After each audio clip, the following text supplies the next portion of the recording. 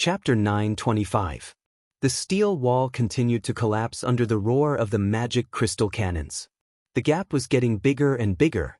In the blink of an eye, the more than 50,000 people brought back by Lin Muyu and Qin Yin had all gone to block the gap.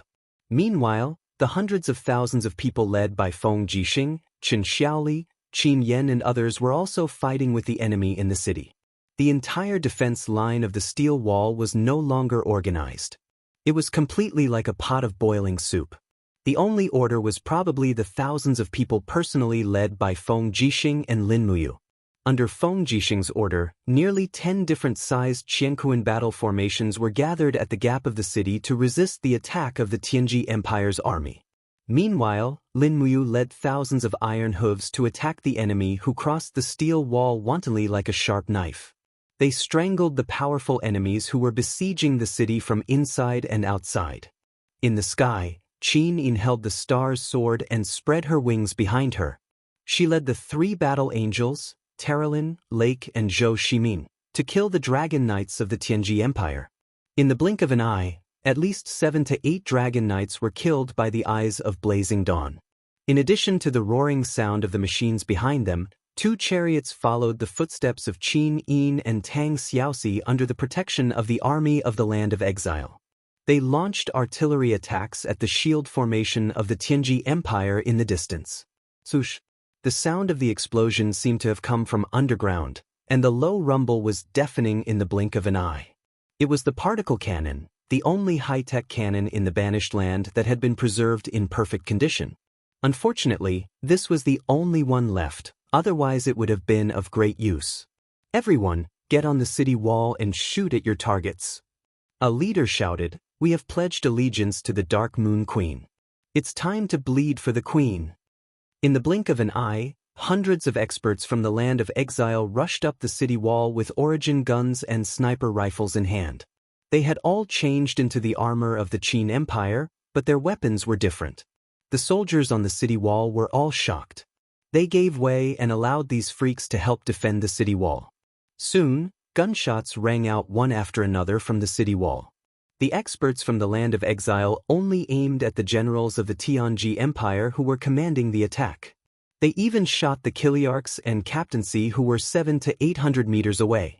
In the blink of an eye, the pressure on the defensive line within several hundred meters had collapsed.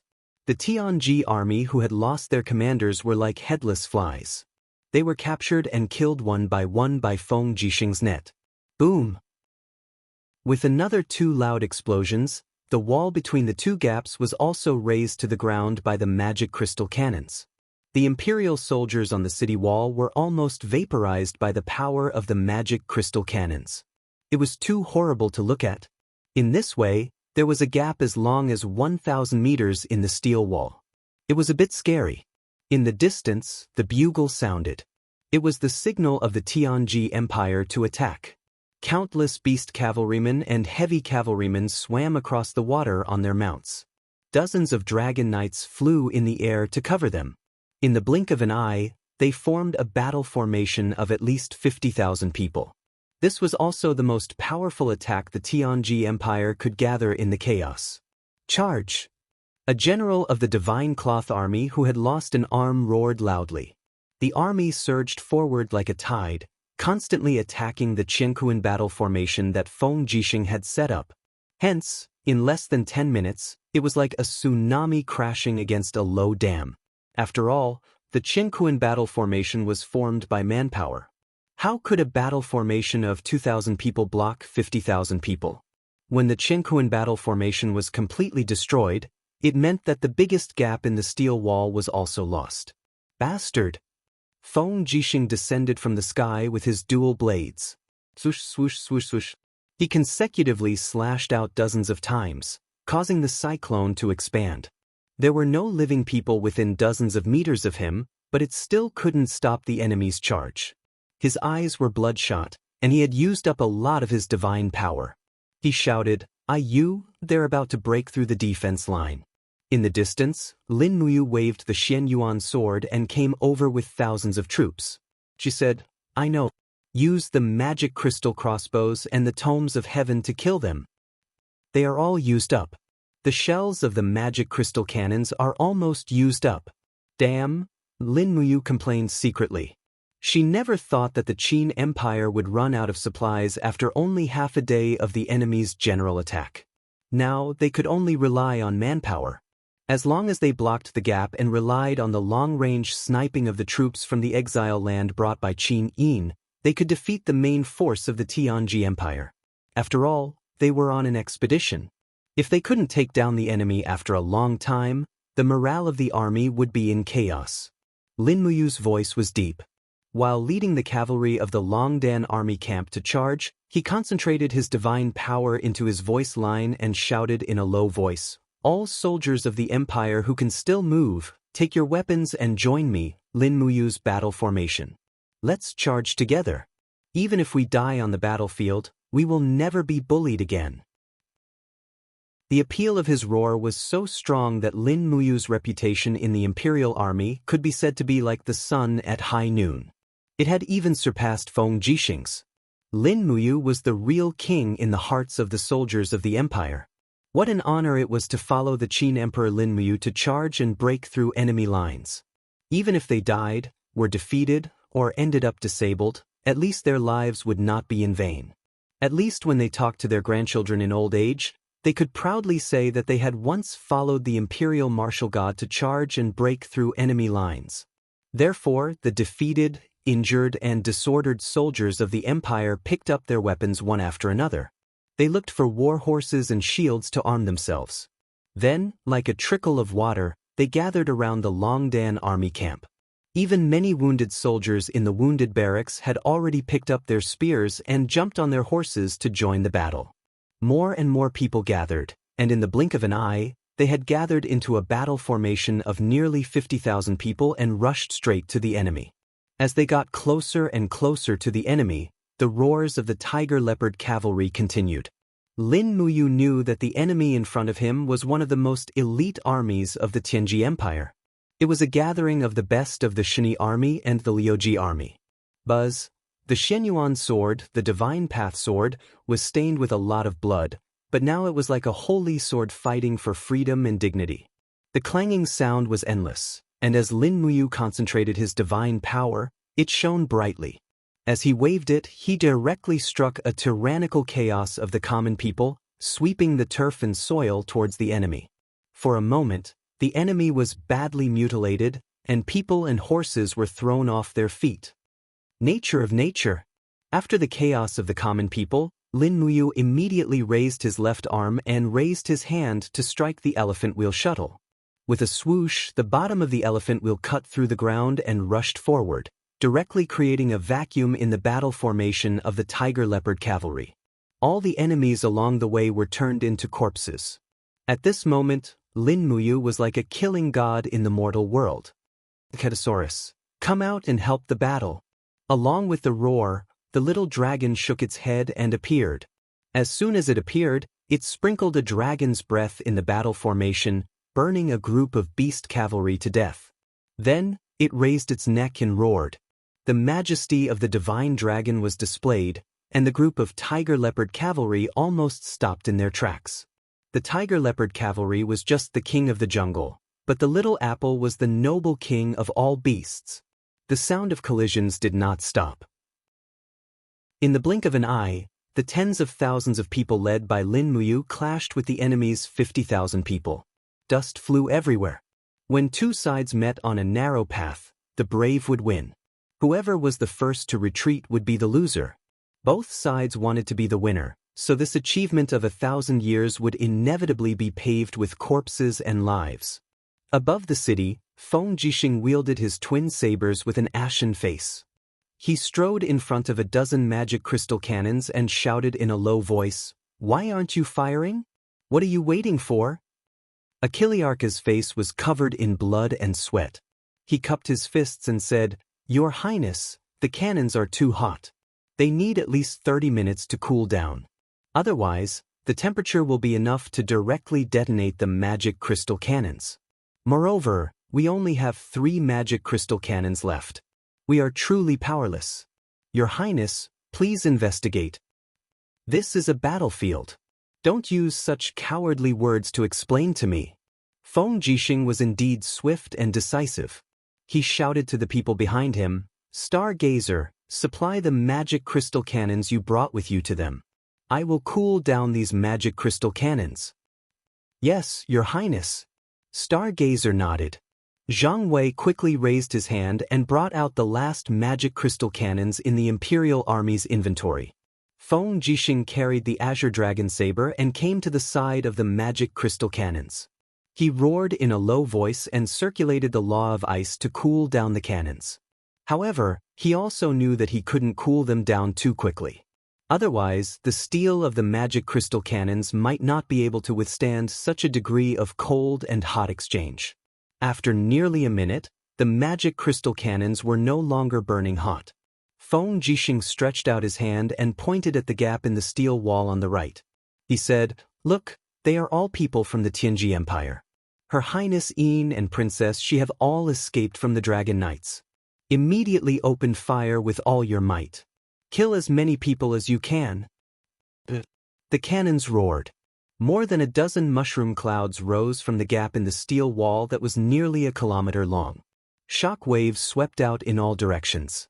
Without the protection of the Dragon Imperial Battle Ring, the Tianji Empire's army was only made of flesh and blood.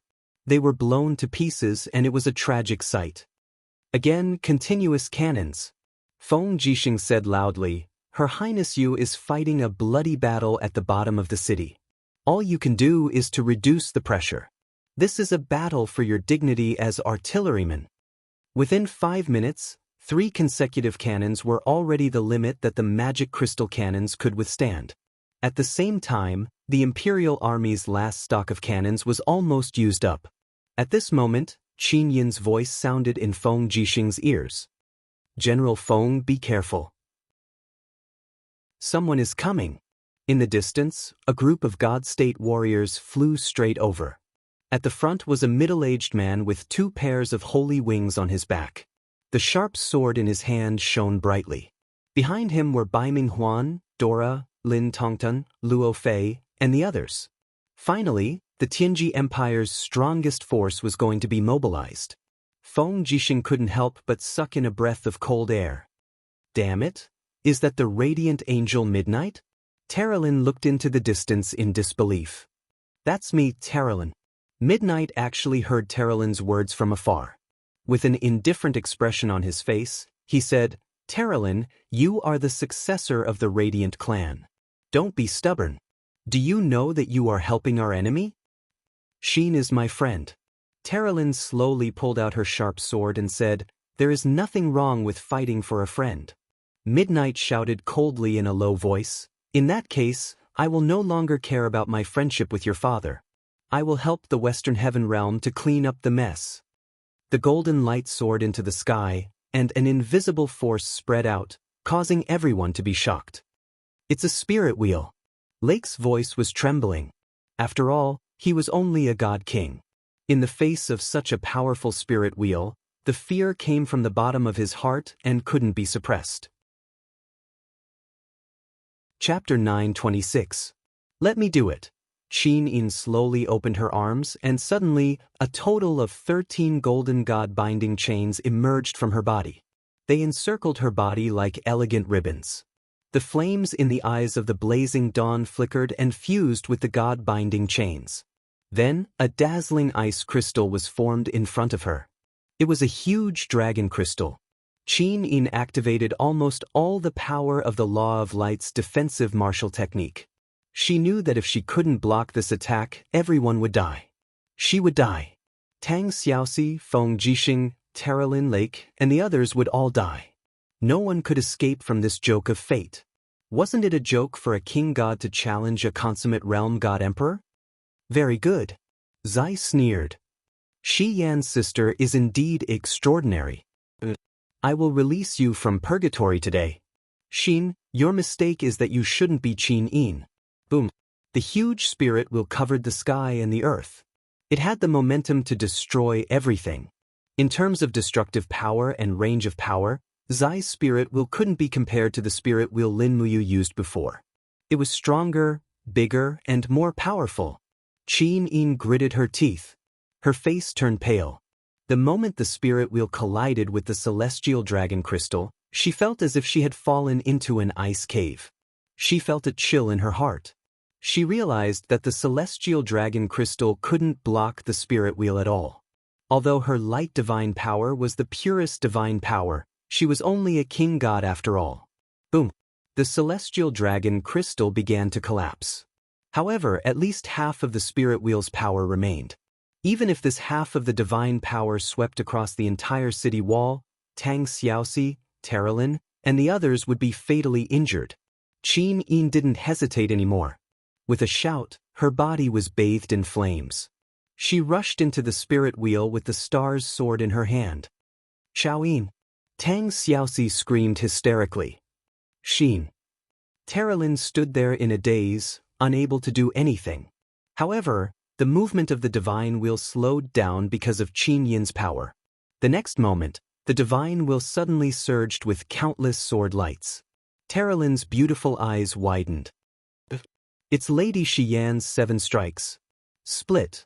That's right, Qin Yin exerted all her strength to execute the 7 slashes that Xian had taught her. First slash, split. Sparks flew everywhere, and his divine wheel trembled slightly. Second slash, judgment. Golden light tore through the sky. His divine wheel was on the verge of collapse. The third slash, annihilation. The power of the divine wheel was finally exhausted.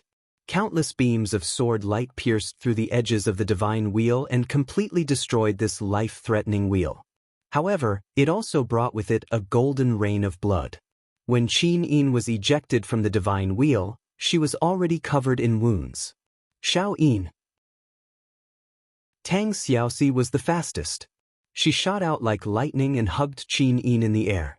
However, she saw that Qin Yin's face was frighteningly pale. The divine wall around her had already been swallowed and destroyed by the power of the divine wheel. Cuts appeared on her fair skin. If it wasn't for her profound cultivation, she would have been obliterated by the divine wheel. Xiaoxi, be careful. Qin Yin held Tang Xiaoxi's hand and forcibly used her grain's god power to slide down the city wall with Tang Xiaoxi. However, her grip became tighter and tighter, not letting Tang Xiaoxi go out. The opponent was too strong. Qin Yin's action was no different from not wanting Tang Xiaoxi to be in danger. However, in the air, Zai, Dora, Bai Minghuan, and the others still came. Zai had only used up 30% of his divine power when he used the divine wheel, so he still had his combat ability. Dora spread her 4 wings behind her. Holding the Tig's spear, she smiled and said, Tang Xiaoxi, do you want to fight me again? Xiaoxi, no. Qin Yin held Tang Xiaoxi's hand tightly. However, she was shocked to find that Tang Xiaoxi's appearance was changing. She had already entered the 9-tailed transformation, and her beautiful face had become even more bewitching. It was not just the 9-tailed transformation, but the second stage of the transformation, the demon god transformation. Tang Xiaoxi's jade-like palm instantly slipped out of Qin Yin's hand. She smiled gently and said, Xiao Yin, everyone is fighting with their lives on the line. How can I hide in the back alone? You should quickly rest and recover your strength. If I can't beat them, I still have to rely on you. As she spoke, Tang Xiaoxi transformed into a beam of light and shot into the sky. She fought with Dora, and the flames surged continuously. The two of them were evenly matched, and the winner would not be decided in a short period of time. However, Zai held his light sword and stood proudly in the air. He said, Does this mean that I have no opponents? In your dreams. A handsome figure instantly appeared in front of him. It was Scholar Ling. Soon, the other 3 figures gathered together. Ice Palm, Fire Fist, and Behemoth King had all arrived. Su Hao gently waved the paper fan in his hand and said with a smile, Zai, you are the radiant angel of the heaven realm. We, the 4 peerless white leaves of the mortal realm, are fighting you 4 against 1. It's not like we are bullying you, right? Zai couldn't help but laugh out loud. The few of you are the 4 peerless white leaves that Lin Muyu relies heavily on? That's right. Come, I also want to see how strong the people left behind by the former king of gods Fuxi of East Heaven are. Roar! Behemoth King didn't say anything. He charged over with a furious roar and punched Zai's head 3 times consecutively, forcing Zai to retreat continuously. He didn't even have time to prepare himself. He couldn't help but curse in his heart. Flames and frost attacked from both sides. Their power was extremely vigorous and domineering, making it difficult for Zai to endure. After all, he was fighting 1 against 4. Moreover, he was already injured when he pierced through the flame knot of the 7 luminaries' demon emperor. He had just used up 30% of his power to condense the divine wheel. Even though his power was far above any of the 4 peerless white leaves, he indeed felt that he couldn't split himself into 2 in a short period of time. Luo Fei. Lake slowly rose into the air. The battle angel wings on his back spread open and a sword of light condensed in his hand. He said, "We didn't have a clear winner in the chosen god trial. Why don't we have a showdown this time? You should have thought that you would die a horrible death when you followed that poisonous woman Duola." Luo Fei's expression was solemn as he raised his shield. He knew how powerful Lake was. The martial arts of the Dark Light family had its own lineage. The laws of light contained the power of darkness. Although they were despised by the gods of the Western Heaven realm, no one dared to underestimate the Dark Light family. In the second round of the chosen god trial, Lake was 3rd while Luo Fei was 4th. The 2 were originally evenly matched. "Come, Lake, let me see the power of the Dark Light family." "As you wish." Lake roared angrily. His long sword struck Luo Fei's shield with the power of dark light. It was indeed tyrannical. The 2 of them turned into a ball of flames and fell from the sky. They fell directly into the Paddy River. The river waters surged and swirled. Rays of light shone on the surface of the river. The battle under the water was obviously extraordinary.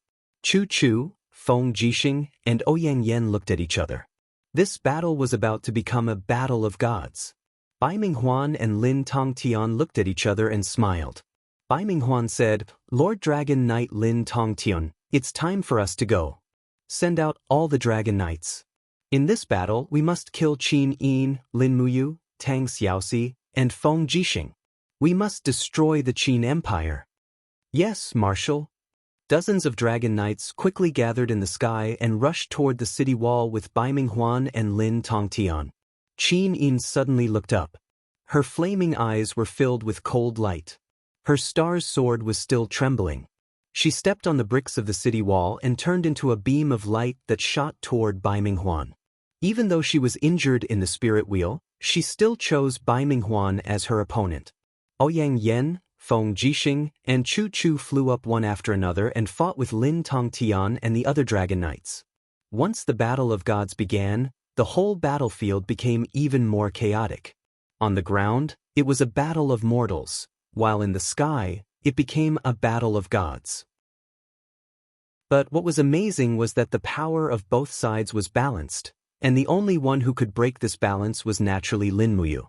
While leading the charge, he paid attention to the fight in the sky. The battle between Tang Xiaoxi and Dora could not be decided in a short time, but it was obvious that Tang Xiaoxi's second form was very harmful to her body, and she could not fight for long. And Qin Yin was seriously injured and would not be a match for Bai Minghuan. So the balance of this battle was on Bai Minghuan's side.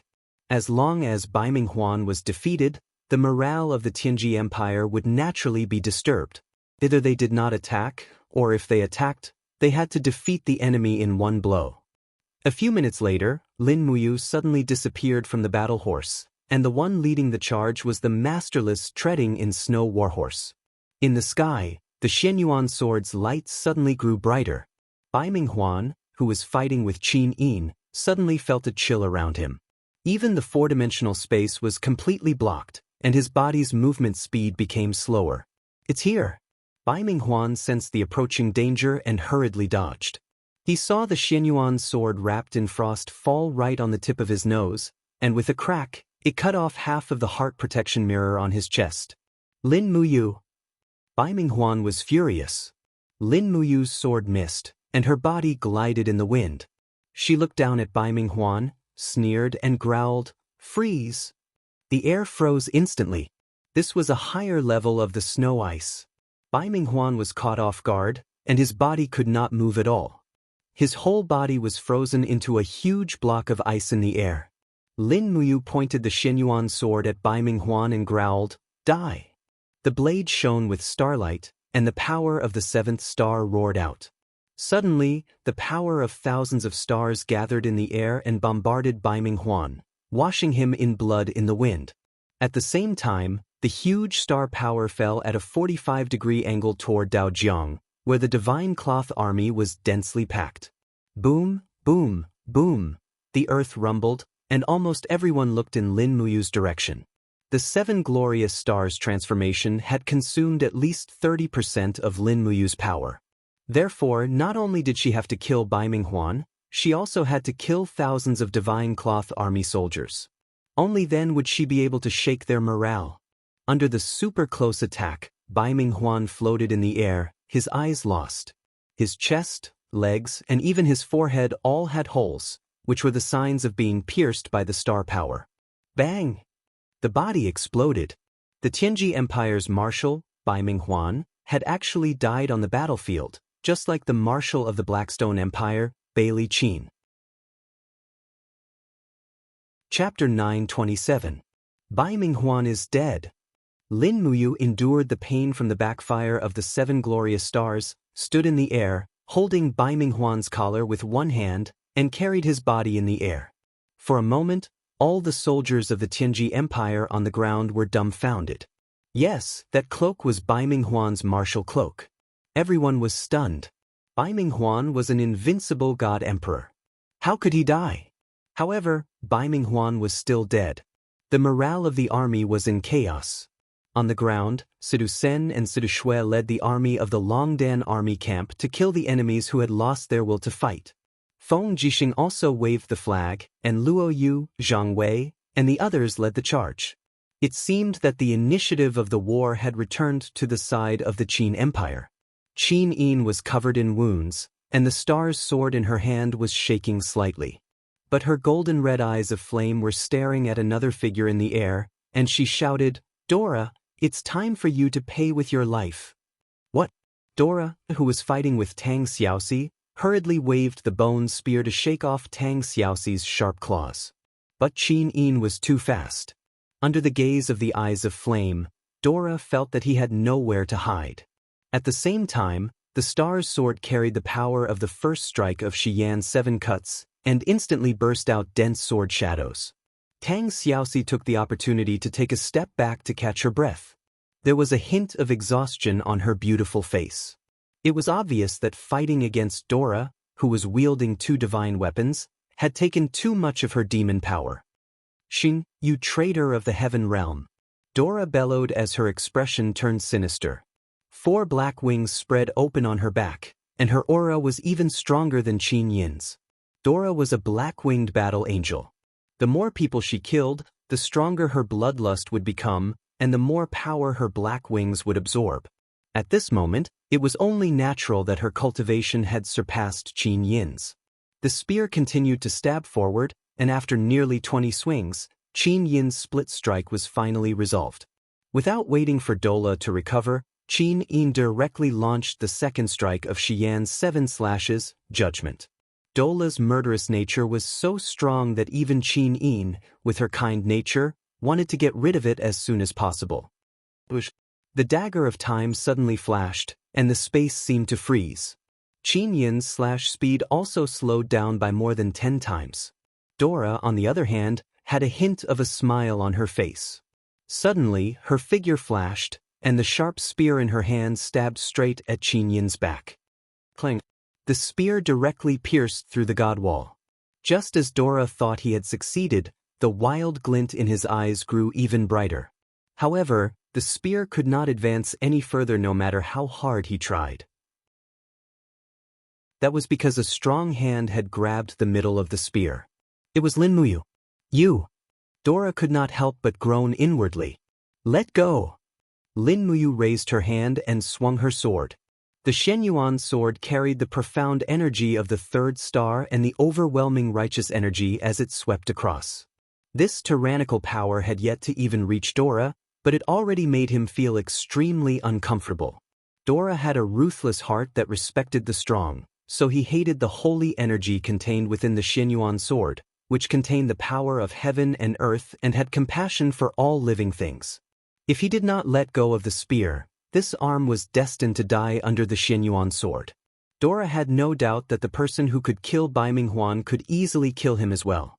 Moreover, this sword was really too powerful. It must be a divine weapon from outside the heaven domain. Otherwise, it could not have such a tyrannical aura. This kind of strength was not something that the weapons in the mortal realm could match. Whoosh! Dora hurriedly retracted his hand. Lin Muyu threw the spear backward and shouted, "Shao Shi catch!" In the air, Tang Xiaoxi's 9 flame tails gathered together and flew away. She successfully got the spear. Taking a deep breath, she smiled gently and said, "Mu got it." As she spoke, Lin Muyu had already stood in front of Qin Yin and attacked Dora 7 or 8 times in a row. Each attack was fiercer than the last. The invisible elephant spell's aura was so overwhelming that Dora could not handle it. The Xianyuan sword's attacks also had a killing effect. Broken feathers kept flying out of Dora's 4 black wings. It was a tragic scene. Qin Yin's eyes were full of hatred. The aura of the flaming eyes was locked on Dora, making her feel like she was dying. "Brother you must kill her, or she will kill more of us." Lin Muyu's attacks became even more ferocious, while Qin Yin summoned the god-binding chains and the celestial dragon crystal to assist her in battle. The 3 of them clashed in the air, and the wounds on Dora's body increased. "Luo Fei, save me." She couldn't help but scream. However, Luo Fei did not even have the time to save himself. How could he have the leisure to save her? In the middle of the battle in the air, a person wielding an ice spear urged his dragon to charge down. He shouted, "Miss Dora, I'll cover you. Retreat quickly." The person was none other than Lin Tongtian, one of the 3 dragon riders. The ice spear shone brightly and turned into an ice wall in front of Lin Muyu and Qin Yin. Dora held the dagger of time and suddenly moved a few hundred meters away. That was the ability to accelerate time. Bang bang. Lin Muyu broke the ice wall with 2 swords. She looked at Lin Tongtian coldly and said, "We meet again." "Ah, that's right. It's a pity that I had eyes but failed to see. I didn't know that you were the Qin Emperor of the Qin Empire. If I had known, I would have killed you at all costs." Lin Tongtian's body trembled slightly. He had already used up a lot of his divine power in the previous battle. Now that he had to fend off Lin Muyu and Qin Yin, he was almost at the end of his rope. He didn't even have enough strength to flap his dragon wings. Lin Muyu looked at him coldly and said, "Do you know the consequences of letting Dora go?" "I don't know. I only know that Miss Dora is an angel from the upper realm. Our Tianji Empire is a territory of the upper realm. I have to save her. Otherwise, it will bring disaster to the empire." Lin Tongtian stood on the dragon's back and looked at Lin Muyu with clear eyes. He said, "Your Highness, the Qin Emperor, I'm sure you don't want to let me go. In that case, make your move. I know that the Lin Tongtian of today is no match for you. Moreover, you have a godly weapon that is even more powerful than the Dig spear." Lin Muyu lowered the Xianyuan sword in her hand and said, "You are an old acquaintance of Yao. I won't kill you. Take your own life. I'll leave you with a whole corpse." "In that case, thank you very much." Lin Tongtian's face was full of gratitude. Tang Xiaoxi and Qin Yin guarded the left and right sides of Lin Tongtian.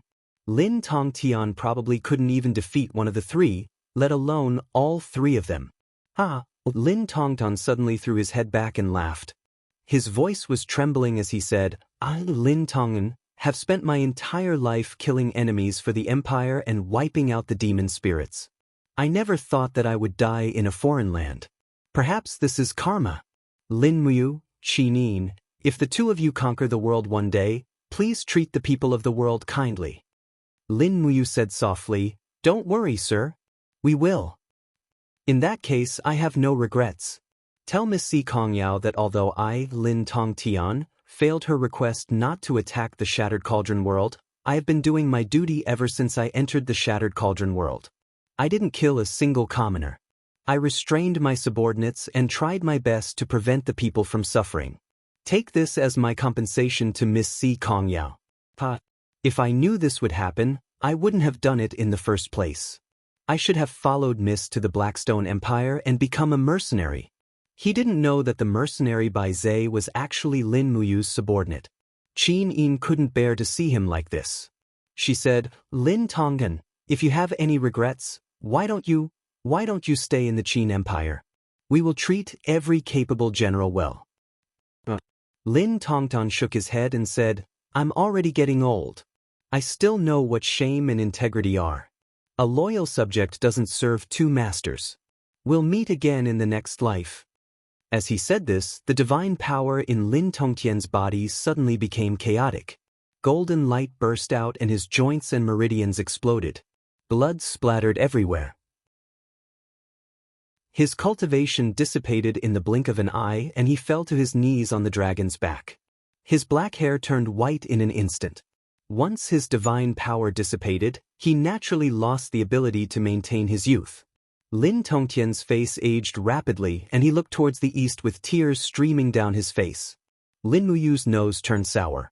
She said softly, Don't worry, my lord. I'll send someone to bring your ashes back to the celestial pole continent and hand them over to Yao.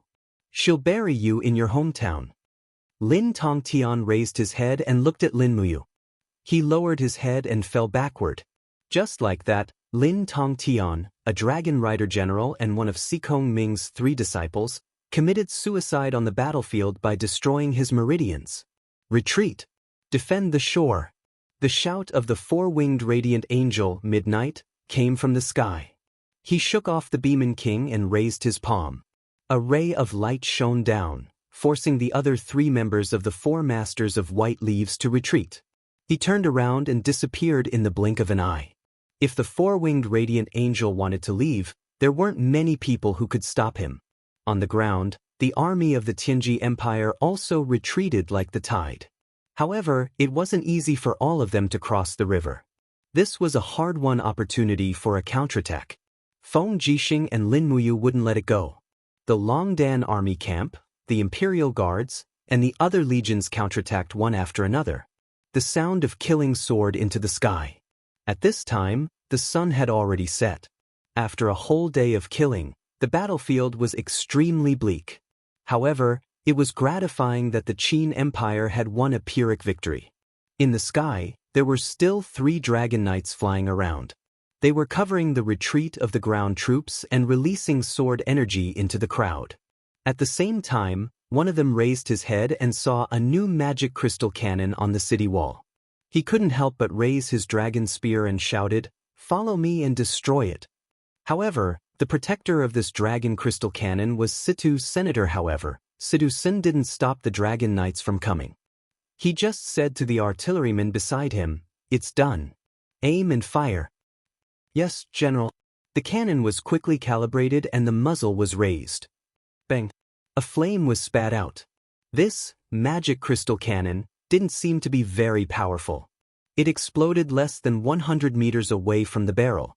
Moreover, the range of the explosion was far less than the 50 meters of the heavy magic crystal cannon. It was only 10 meters. However, one of the dragon knights had already entered the explosion range. In the shock wave, tiny stones flew out and shot into the dragon knight's body. It actually avoided the dragon imperial spiral. A miserable howl came from the sky. The people of the imperial army were dumbfounded. The magic crystal cannon had always been useless against the dragon knights. However, this cannon seemed to have hit the dragon knight. Chapter 928. Qin Xiling clapped his hands and laughed. Sure enough, it's a success. Our god-slaying cannon has succeeded. Sidusen looked to the other side and said, Magic crystal cannon, give it a try. In the air, the god-level dragon knight that was hit hurriedly urged his dragon to escape, but it seemed that he couldn't escape the magic crystal cannon that was being calibrated on the city wall behind him. Bang! Raging flames stuck out its tongue, and suddenly there was an explosion 300 meters away. The light from the explosion of the magic crystal cannon instantly engulfed the dragon knight. Without the protection of the dragon imperial battle wheel, Both the Dragon Knight and the Dragon Knight were blown to pieces.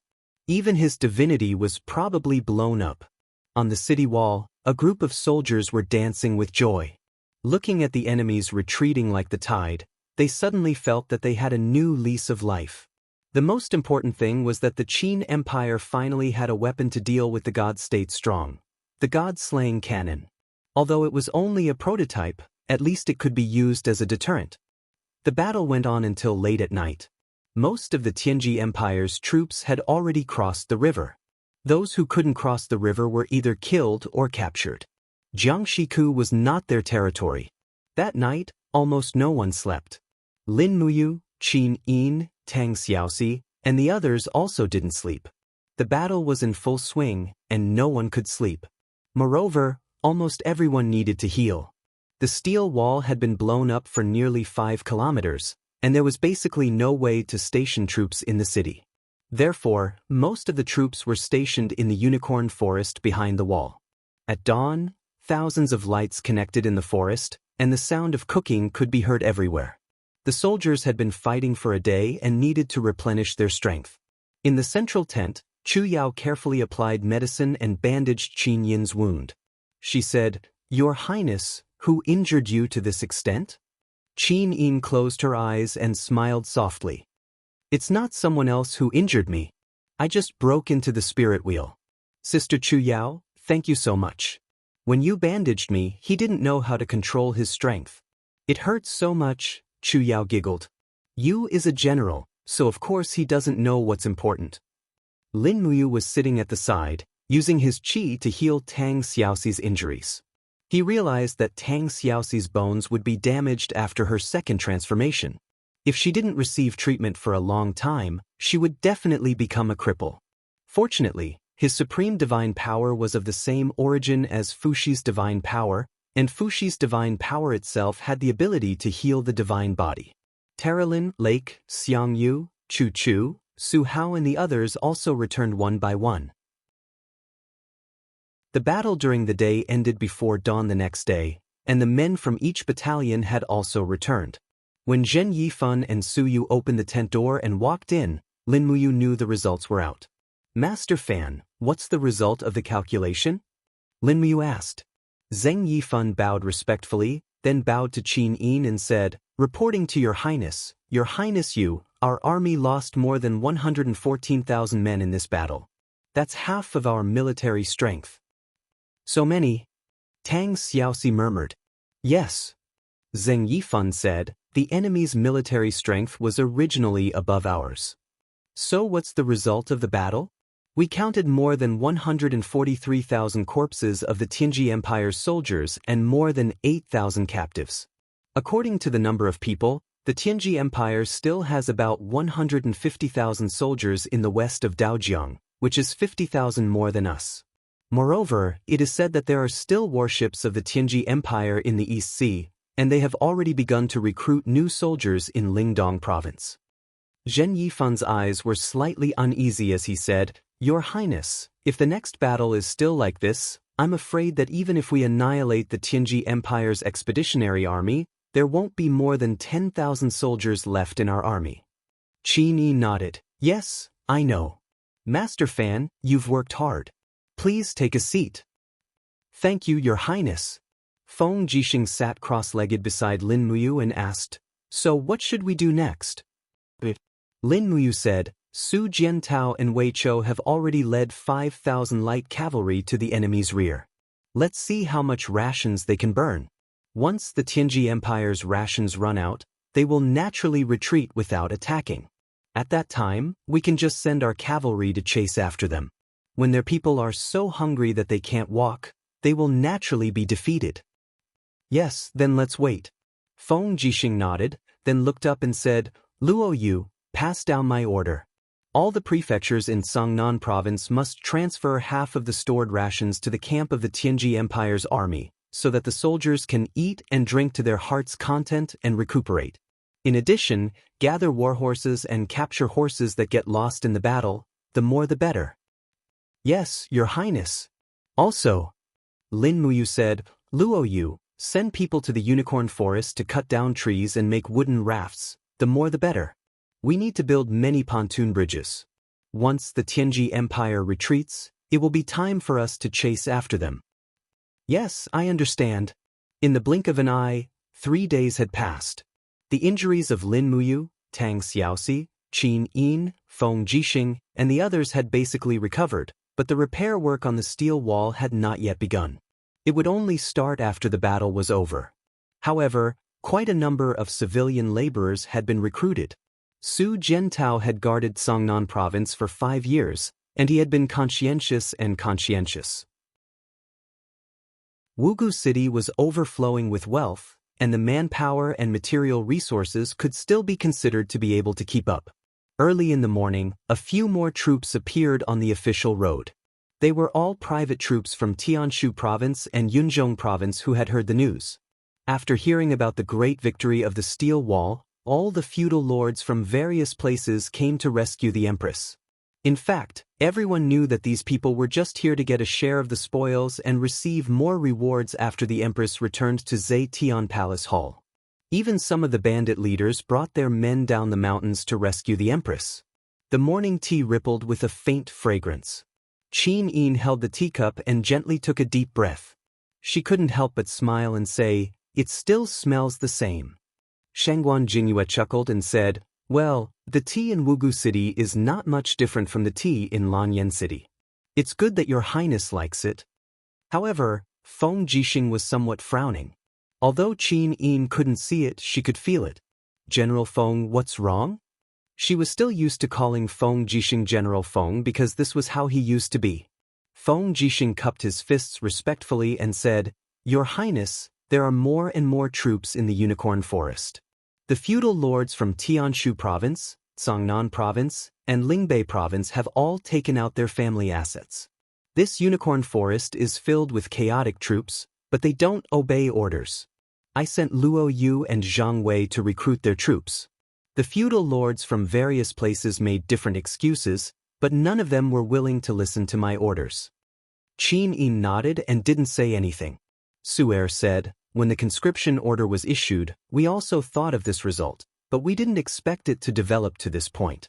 Now, the Imperial Army in the Unicorn Forest only has a total of 100,000 people, while the feudal lords have close to 300,000 people.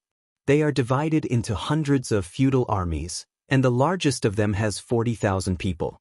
However, they are all a motley crew, and no one is willing to be the vanguard." Zhen Yifan said, "The laissez-faire of power has already made these feudal lords not know what a ruler is." Qin Yin bit her red lips and asked, "Shao Shi, what do you think?" Tang Xiaoxi put down her teacup and said, "I went to see the feudal lords' armies this morning, and it's not too much to call them a motley crew. Many of the troops are even made up of farmers. In order to gather a strong army, the feudal lords have gone around snatching people, and there's even a rule of drawing 1 out of 3. That's not all. There should be about 2 million feudal lords' armies in the entire country, but most of them are farmers. These people should be discharged from the army and returned to farming. Otherwise, if the land can't grow food, how can the empire continue to fight?" Then what does Shao Shi mean? We have to think of a way to not only appease the feudal lords, but also make them reduce the number of troops. Otherwise, if this goes on for a long time, I'm afraid we'll fall into chaos. Feng Jixing made a cutting gesture. "In my opinion, it's better to cut the Gordian knot and slaughter all the feudal lords. We'll take their elite troops and disperse the rest of the troops." "That won't do." Tang Xiaoxi shook her head. "Your method may work in troubled times, but once we expel the bandits from the celestial pole continent, we'll be ruling the country. If we use General Feng's method to rule the country, Shao Yin definitely won't be able to be the empress." Qin Yin pursed her red lips and said, "Actually, it doesn't matter if I don't become the empress, as long as I can accompany you and you." "Please don't." Tang Xiaoxi was a little anxious and said, "Shao Yin, you must not have such an idea. If you don't become the empress, I'm afraid the world will really be in chaos. At that time, all the feudal lords will proclaim themselves as kings and fight each other. The Qin Empire will really be finished." "All right then. I wonder what you thinks. Where is he?" "He went out early in the morning. I heard he went to spy on the military. Su Yu couldn't help but frown. Su Yu couldn't help but frown. A dignified marshal of the 3 armies going out to spy on military affairs is simply child's play. When he comes back, we must give him a good warning. A crack appeared in the tent, and Lin Muyu stepped out and said with a smile, "What does Aunt Luo want to warn me about?" Su Yu pursed her lips. "What did you spy on?"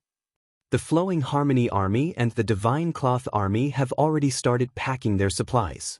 If nothing unexpected happens, they will definitely retreat within 3 days. In addition, there was no smoke in their camp at noon yesterday. If nothing unexpected happens, they have already run out of food, so they directly skipped their lunch. They ran out of food? Feng Jixing asked excitedly. Yes, it should be. Lin Muyu asked with a smile. Big brother Feng, how many cavalry soldiers do we have? Don't worry. Feng Jixing said, I annihilated 60,000 wolf soldiers in Yunzhong province, and most of their mounts are well preserved. It can be said that as long as our main force of 100,000 soldiers can ride horses, we will have 100,000 cavalry. That's great. I saw that there are almost no war horses in the stables of the Tianji Empire. They started slaughtering the war horses a day ago. I reckon that in another 2 days, they will all become infantry. If nothing unexpected happens, Wei Chou and Su Jiantao's operation behind the enemy's back has already been effective. The time to counterattack will also come in 1 or 2 days. Yes. Man proposes, but God disposes. Sometimes, no matter how scheming people were, the factors of the right time and the right place would not change because of people's will. Although the Tianji Empire was strong, it always lagged behind others and would eventually be defeated. Chapter 929. At night, the sky was filled with stars. The fog of the summer night slowly descended and turned into dew. The camp was damp, and the dew on the branches and leaves kept splashing down, making pitter-patter sounds on the tent as if it was raining. Gong Xiangming stood quietly under the lantern, raising his head to look at the stars in the sky. He did not speak. Whoosh!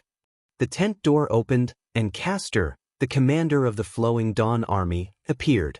Why aren't you sleeping, advisor? He asked with a smile. Gong Xiangming nodded and smiled. How can I sleep? Why aren't you sleeping, commander? I can't sleep either. Castor rubbed his nose and said, Have you heard the news, advisor? The Eternal Night sect, the Blood Cloak sect, and the other sects have all surrendered to the four-winged angel, Zai. The entire Divine Cloak army is no longer under our control. It's as if it has become the private army of the Radiant Angel. This is not good.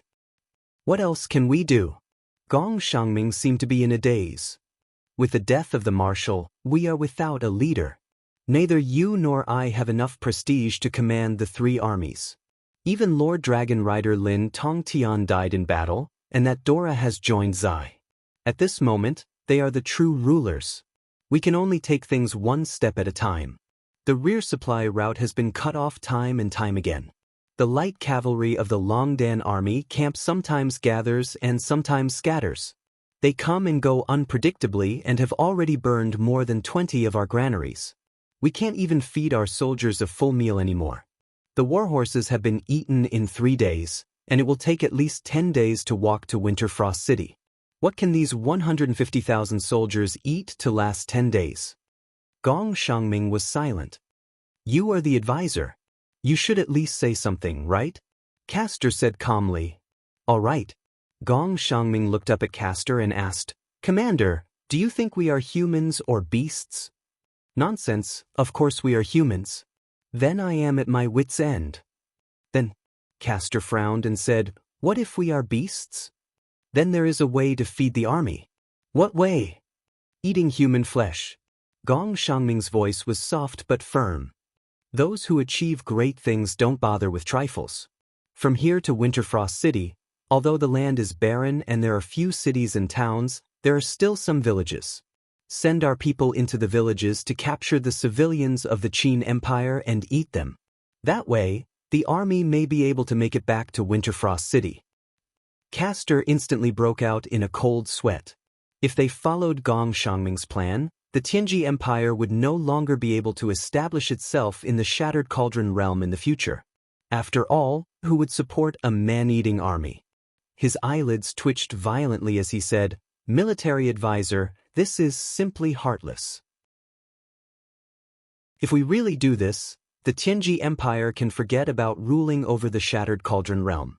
Hee, Commander, do you still think the Tianji Empire can defeat the Qin army? What do you mean?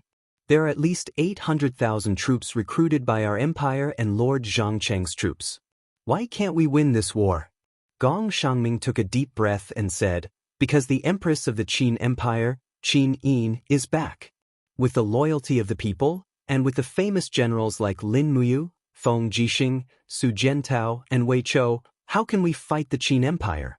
Even if we take a step back, we can only rely on the Dragon Knights. But now they have giant cannons that can kill the Dragon Knights.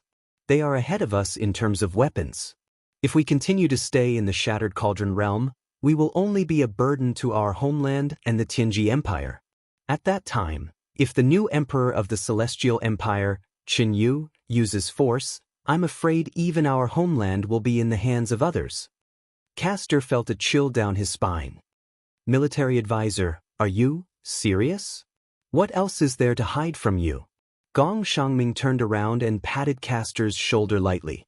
He smiled and said, "Previously, we may have had some disagreements in terms of strategy and caused some misunderstandings. But now, there are no gaps at all. Commander, don't think that we are the victors anymore. The expeditionary army has already been defeated. If we continue to be stubborn, we will only push the Tianji Empire to the edge of a cliff. After all, the Tianji Empire is different from the Blackstone Empire. Our territory is vast and the people are rich. It is enough to compete with the Celestial Empire. We don't have to bet all our bets on the Shattered Cauldron realm. After all, in terms of military force and strategy, we have lost to the Qin Empire." Castor frowned. "Military advisor, do you think we have lost to Lin Muyu and Feng Jixing in terms of strategy?" "Yes," Gong Shangming admitted. "We killed the enemy with an absolute advantage in military force, but we suffered a crushing defeat.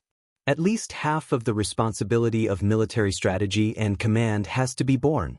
Then what do we do now? Haven't we already decided to retreat? Commander, you can send 10,000 people into the villages and towns in the rear to capture people to make food. Then, you can leave 50,000 elites to persuade the godly E army to help us fight. We can camp every 20 miles and retreat step by step to prevent the Qin army from chasing after us.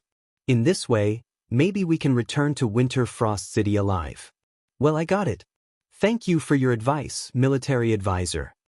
A ferocious smile appeared at the corner of Castor's mouth. "In the battle a few days ago, we captured more than 2,000 soldiers of the Qin Empire. It's just right. Let's make them into food first." Gong Shangming was silent. From a military point of view, eating people was right. But from a moral point of view, the Tianji army was gradually becoming a beast. The morale of the army would change sooner or later. It was just that a reckless man like Castor did not understand such a change. The next morning, the soldiers of the Liuji army got up one after another, ready to break camp and retreat. But the meal before the retreat made many people vomit, because they found human fingers, legs, and other body parts in the soup pot. Unknowingly, the army rations had changed from grains to human flesh. Many people refused to eat it, and many people vomited after eating or drinking a mouthful of soup. Castor held the soup bowl and looked at the people coldly. He drank the soup in one gulp and shouted in a low voice, "If you don't eat, you won't have the strength to march. If you want to leave here alive, then eat. Eat as much as you can. Otherwise, stay here and become the food of the Qin army. Let me tell you, the meat in the soup pot is the meat of the enemy. We are not afraid of the living Qin army, let alone the dead ones. Eat the meat, and then you can go back to your hometown alive." Many of the soldiers cried and chewed as they cried. Gong Shangming, dressed in a long robe, stood quietly among a group of strategists. His face was livid. He did not eat anything, but he was so hungry that his eyes almost went blurry. "Break camp and retreat." The bugle horn sounded. the 150,000 soldiers of the Tianji Empire finally retreated. In the west of Daojiang, behind a dilapidated steel wall, a scout of the empire entered the main tent and said respectfully, "They have retreated." "That's great." Feng Jixing slammed the table and said, "Prepare to give chase immediately." The scout's face did not look too good. He said, "There's one more thing." "Oh, what is it?" "Say it," Lin Wuyu said. The scout gritted his teeth and said, "Our people found out that they killed all the captives and used them as food last night. More than 2,000 people of the empire who were captured, all died for the empire." "Beasts, they are a bunch of beasts." Xianxia roared. Qin Yin's delicate body trembled slightly. She clenched her fists tightly. The golden flames between her eyelashes became even colder. Lin Wuyu gently held her hand and said softly, "War is like this. We have seen a lot of such things over the years." "I know, but those soldiers of the empire should not die like this. They will rest in peace because we will avenge them." Lin Wuyu's words were sonorous. She said, "Since they are out of food, they will try their best to get food. Bring me the map and see which towns are on the way to Winter Frost City. We must reinforce these towns as soon as possible.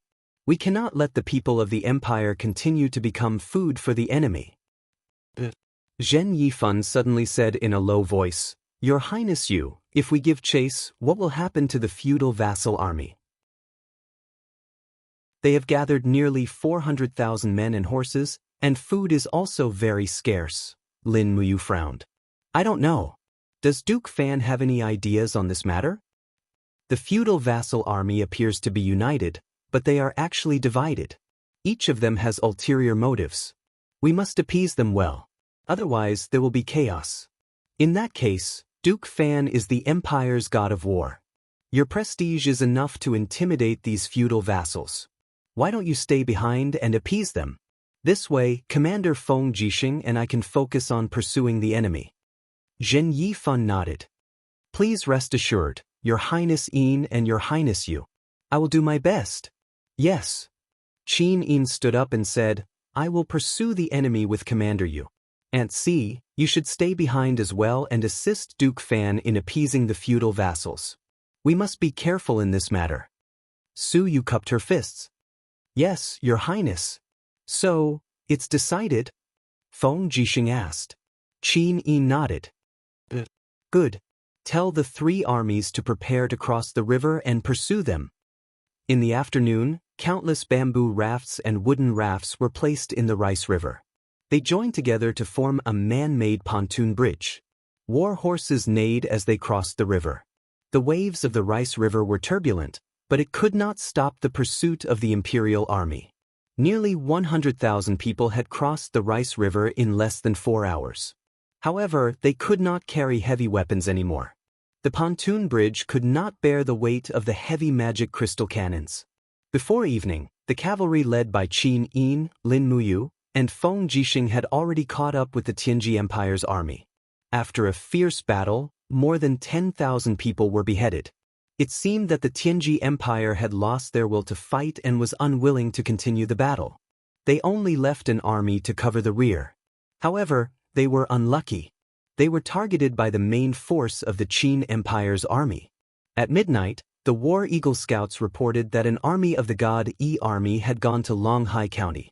There were nearly 50,000 residents in Longhai County. Once the hungry God Yi army arrived, almost all the civilians there would become food. Lin Wuyu decided to split up the army. Feng Jixing, Tang Xiaoxi, and Xianxia would lead the main force to continue the pursuit. Meanwhile, he and Qin Yin would lead 20,000 cavalrymen from the Longdan army camp and go straight to Longhai County.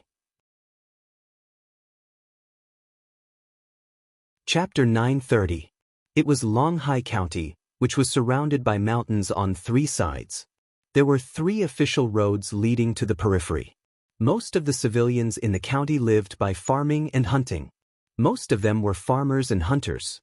Sangnan Province had experienced many wars, but Longhai County had escaped the disaster because it was relatively hidden. They had escaped the attack of the Iha Kingdom and the slaughter of the armored demon army of the Demon Clan, but they had not escaped the baptism of the Divine Cloth Army. At this time, the city walls were filled with the divine clothing army in red armor. The city was filled with cries and shouts. The entire city had been sealed off. The divine clothing army was capturing people in the city. Moreover, they did not intend to cook the people immediately. Instead, they wanted to feed the group of people. As they walked, they would eat them. They even wanted to dry the meat and use it as rations. This group of divine cloth army soldiers were from the Eternal Night sect. They wore red armor and black robes. Most of them were practitioners, but most of them were in the human realm, the earth realm, and the heaven realm. Without food, they would also be hungry, and they were no different from mortals. In the city, the civilians were connected by iron chains, crying. They did not know what was waiting for them, but it was obviously not good. On the square, Jinlun, the white-haired suzerain of the Eternal Night sect, was riding on a warhorse. He looked at his subordinates coldly and said, "Finish the battle quickly. We must leave this city in 2 hours." A Chiliarch asked, "Suzerain, no, Commander, we have captured a lot of beautiful women. What should we do?" Jinlun was a little angry. "You still want to kill women at this moment? You are courting death. Send my order to kill them all. We must not be dragged down by women. What we need is food. Immediately rob their granaries and use them as food for the army." "Yes." Before he could finish his words, a rider arrived. It was a messenger with a Saint Realm cultivation base. He cupped his fists and reported, "Sovereign, there are people coming from outside. There are many torches in the distance, and all of them are cavalries. It seems like they are the main force of the Qin army." "Main force?" Jinlun narrowed his eyes. "Humph, how many people are there?" "About 20,000. The Qin army is too arrogant. How dare they take the initiative to attack us with 20,000 people? Don't they know that there are 30,000 divine cloth army in this small Longhai county? Send my order to prepare for battle. Rely on the strength of the city to repel the enemy. Open the east gate of the city. Once they are stopped, immediately retreat from the east gate." "Yes." Under the moonlight, the soldiers of the Longdan army had arrived at the west gate of Longhai County. Under the moonlight, the soldiers of the Longdan army led Lin Muyu soldiers in the city. Under the city, the soldiers of Longhai had arrived. Of guards of the Longdan Longhai County. On the city wall, the soldiers of the Divine Cloth Army were waiting in formation, holding bows and crossbows in their hands. One of the captains shouted, "Who are you? Are you here to die?" Lin Muyu frowned and did not answer. She just said to Sidu Shui next to her, "Shui, order the magic crystal crossbow troop to fire the magic crystal crossbows. Blow up the west gate." Sidu Shui smiled cheerfully. After all, Longhai County was just a remote county city. Its defense was not strong at all. The city wall was only 5 meters high, and its thickness was very average. It could be blown up by the magic crystal crossbows, let alone the magic crystal cannons. "Hey, are you deaf or mute? Answer me." The captaincy seemed to be a little impatient. However, as soon as he finished speaking, purple rays of light suddenly shot out from the enemy's battle formation. Surprisingly, they were magic crystal arrows that landed on the city wall. The miniature magic crystals tied to the arrows glowed dazzlingly, and after 3 seconds, they quickly exploded. Boom, boom, boom. A series of flames appeared on the city wall. In the blink of an eye, the nearly 100 meters high wall had been razed to the ground. "Charge in." Lin Muyu raised the Xianyuan sword and shouted, "Anyone who wears the uniform of the Divine Cloth Army, kill them all." The cavalry quickly broke through the city wall and fought with the guards in the city. In the air, a person roared and launched a divine attack. Balls of flames blasted into the crowd of people in the Longdan army camp. Suddenly, dozens of people died. There was actually a God State expert on the other side. It was an old man with white hair. But obviously he was not worthy of respect at this time. He was just a killing maniac. "I'll take care of him." Lin Muyu jumped off the warhorse. Suddenly his aura increased a lot. He rushed forward and attacked with his long sword with the energy of the purple sun falling to the ground. I am Jin Lun, the leader of the Eternal Night sect. Or you, tell me your name. In the dark, Jin Lun could not see Lin Muyu's face at all. He could only see the golden sword in his hand. But he could not hear the answer. The Xinyuan sword was so sharp that it instantly sliced through the steel sword in Jin Luan's hand. Following the momentum, it sliced Jin Luan's head and shoulders into two. A mere godly state expert at the 28th level of Grotto Heaven was completely unable to withstand Lin Muyu's attack. Lin Muyu? He said softly. But he realized that Jin Luan was already dead. He was destined not to hear this sentence. The leader is dead. The leader is dead in battle. The leader was killed. The crowd was in chaos. The main force of the Divine Cloth Army, which was made up of cultivators from the Eternal Night sect, seemed to have lost their backbone in an instant. Lin Muyu, who was holding the Xinyuan sword, waved her long sword like a god of death. It was as if there was no one around her. When a few captains were trying their best to maintain the momentum of defeat, another golden light bloomed in the sky. It was Qin Yin's golden wings. The eyes of the blazing dawn slowly opened, and the Divine Cloth Army almost instantly lost the ability to fight. Terralin, Lake, Zhou Shimin, and other battle angels took advantage of the situation and swept across. Sidu Shui, Fengxi, and others on the ground quickly killed them. The God Yi army had already been defeated. Even if their cultivation level was higher than the ordinary soldiers of the Longdan army camp, these God Yi army were not real soldiers after all.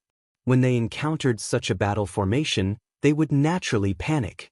With the presence of gods such as Lin Muyu, Qin Yin, and Terralin, it was not surprising that they were defeated. In this way, there was a chaotic battle in the city. It was not until the early morning of the next day that the battle ended. The Longdan army camp wiped out nearly half of the God Yi army with the loss of 4,000 people. Under such an advantage, they still had to pay 4,000 people for killing 20,000 people. It was enough to show that the reputation of the 7 great sects of the celestial pole continent was not undeserved. However, this battle had also greatly affected the arrogance of the God Yi army, and the nearly 10,000 people who fled had no fighting spirit to speak of. On the 19th of July, after a short rest and feeding of the warhorses, the Longdan army camp attacked again in the morning. In less than an hour, they caught up with the defeated 10,000 God Yi army in the valley between two mountains and quickly massacred them. This time, the loss was very small. The entire 30,000 people of the God Yi army were all killed, and there were no more than 100 people left alive. It could be said to be extremely tragic.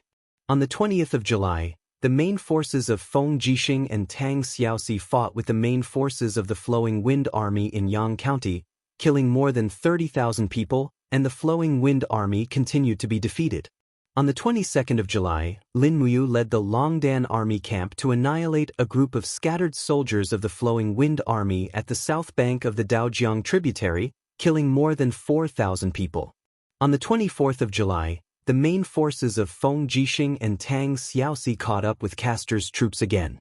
They fought for 2 days and 2 nights at the border of Lingdong province, killing more than 10,000 people. On the 25th of July, the army of Xianxia killed more than 3,000 people. On the 26th of July, the armies of the Tianji Empire and the Qin Empire entered the territory of Lingdong province. The Longdan army camp finally caught up with the main forces of the Blood Yi army. They attacked from both sides with the banished army led by Ding Shi and defeated the main forces of the Blood Yi army, killing more than 20,000 people. On the 27th of July, the army of Feng Jixing and Tang Xiaoxi intercepted the remaining troops of Castor outside Winter Frost City, killing more than 5,000 people. On the 28th of July, a total of 5 armies including the Longdan army camp, the Forbidden Army, and the Banished Army arrived at Winterfrost City one after another and recaptured the Dongdu. On the 3rd of August, with the mediation of Gong Shangming, the Flowing Wind Army and the Godly Yi Army joined forces again and fought with the main forces of the Qin Empire 300 miles north of Winterfrost City, but they were defeated.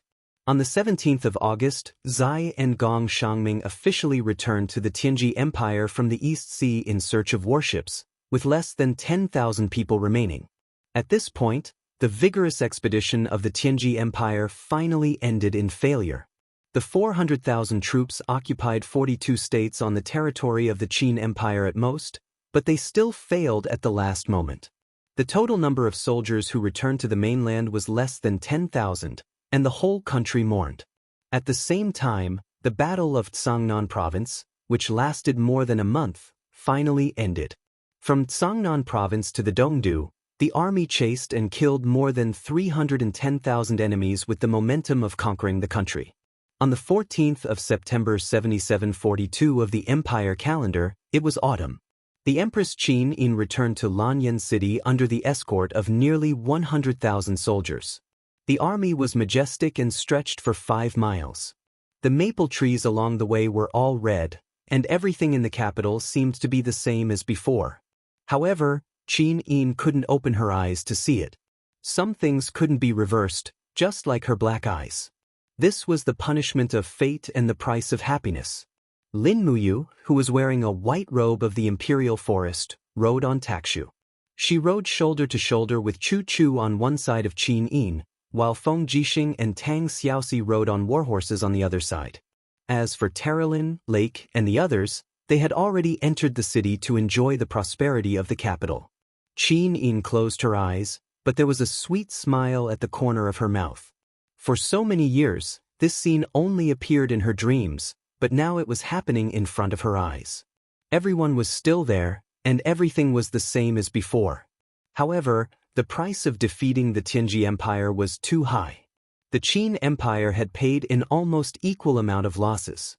As a result, the Longdan Army Camp, the Imperial Guards, the God Might Battalion, the Iron Blade Army, and all the other Imperial legions added up only had a total of 100,000 soldiers. The Shattered Cauldron realm couldn't afford a second expedition by the Tianji Empire and the Tianji Empire. Hopefully, they couldn't afford a war either. Brother Yu, Qin Yin suddenly called out softly. What's the matter, Xiao Yin? I want a branch of a maple tree. Oh, it's a piece of cake. Lin Muyu picked one from the roadside and handed it to Qin Yin. Qin Yin held the branch and brought it to her nose to sniff. How is it?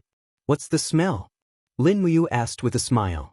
Qin Yin pouted and said, It's obviously a branch of a locust tree. You lied to me. Wei Chou, Su Jiantao, and the others burst into laughter. The Emperor of Qin teasing the Empress was something that everyone was looking forward to, right? Peace was like a dream that people yearned for and indulged in.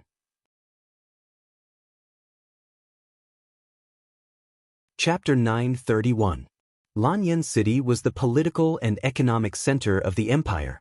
During the war, this rich city provided the front line with countless provisions, armors, weapons, and diseases. Now, the war situation had finally calmed down temporarily. The citizens of Lanyan City lined the streets to welcome the triumphant return of the empire's army. When they saw Qin Yin in the empress's robe, they were so excited that they couldn't speak. Finally, the era of the three kings was over, and the chaos in the world should also come to an end. Is the war over? Lin Muyu smiled bitterly. She was afraid that it was far from over. The military strength of the celestial pole continent was still several times that of the Shattered Realm. This time, the defeat of the Tianji Empire's expeditionary army might lead to a new change in the structure of the celestial pole continent. No one knew what the future would be like, so they could only be cautious and careful. Qin Yin had already changed her angel costume into the military uniform of the Empire's female general. She wore a dark blue robe embroidered with golden purple flowers. This was the standard attire of the Empress during the war, but she kept her eyes closed and followed Lin Muyu all the way to Zhe Tian Palace Hall. Behind the Empress, the Imperial Guards who had gone to war had already been reduced from more than 100 to at least less than 30. It was very dismal. At least, the Empire's generals were still intact. At least, Lin Muyu, Feng Jixing, Qin Yan, Wei Chou, Su Jiantao, Zhen Yifan, and the others were still alive. These people were the cornerstones of the empire. Qin Yin was very clear that if the soldiers were gone, they could be recruited again. If the famous generals were gone, then it was unknown when a new famous general would emerge. The Zetian Palace Hall had already been cleaned in advance. It was solemn and splendid. Everyone walked slowly into the main hall without resting. There were still many things to deal with after the war, so this afternoon was bound to be very busy. Your subjects welcome your highness back to the court. Everyone knelt down one after another. Even the three kings, Lin Muyu, Qin Yan, and Feng Jixing, knelt at the front of the officials. They were distinguished lords, but in front of Qin Yin, they were still officials. Everyone please rise. Qin Yin stood up and walked step by step to the edge of the imperial steps.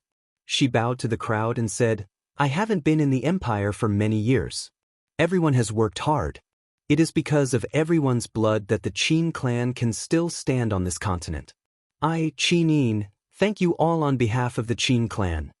Everyone said in unison, we have no regrets serving the empire. Qin Yin looked at Lin Muyu and said, Your Highness you. Lin Muyu was stunned. Xiao Yin. Qin Yin nodded and slowly knelt in front of Lin Muyu. She smiled faintly and said, Big brother you were originally a genius and could live a Xiaoyao's life without caring about worldly affairs. But because of Xiao Yin, big brother you has suffered so much for so many years. I know it's all my fault. It's hard for you to meet me. She was very moved. The eyelashes under her eyes trembled slightly as she knelt on the ground. Lin Muyu hurriedly walked forward and held her arms. She said softly, Xiao Yin, you are crazy. You are the empress. How can you kneel to an official? Quickly get up. Qin Yin pursed her red lips. Not only am I the empress, I am also your younger sister. We are not monarch and official. Anyway, you can't kneel to me. Quickly get up. When Qin Yin stood up, Lin Muyu then knelt down with a peace of mind. She raised her eyes and glared at Shengguan Jingyue. She had neglected her duties as the chief female official. However, Shengguan Jingyue also looked helpless. Obviously, she did not have any cultivation. How could she stop what Qin Yin wanted to do? In the main hall, there were many officials. At least more than 200 civil and military officials followed Qin Yin back to Zetian Hall. In addition to the original high-ranking officials of Lanyan City, there were at least 300 people standing in the main hall. Feng Jixing touched his nose. He felt that Qin Yin and Lin Muyu were showing off. He said softly, I feel that you are going to be promoted. But Lin Muyu was stunned. Feng Jixing said, Her Highness treats you as a brother and a lover. You are the main contributor. If you don't get promoted, who else will? Get promoted to an X. Lin Muyu couldn't help but curse. We're all royal nobles now. Below monarchs are royal nobles. The three of us are only below one person, but above tens of thousands. If we go any higher, we'll be breaking the heavens. I think we're lucky to not be demoted. What? Feng Jixing was puzzled. Lin Muyu said softly, Look at the many officials behind us. Many of them are princes from various places. Their troops will soon arrive at Lanyan City. It is called rescuing the emperor, but in fact, they are taking advantage of the empire to ask for official positions. Just wait and see. Now that Xiao Yin is back, the three of us will definitely not be able to stay as princes for long. Feng Jixing frowned. You're right. I should have thought of this a long time ago. They will definitely restrict the power of the three of us. However, as long as we hold the military power in our hands, everything will be fine. The crux is that we don't have the military power in our hands.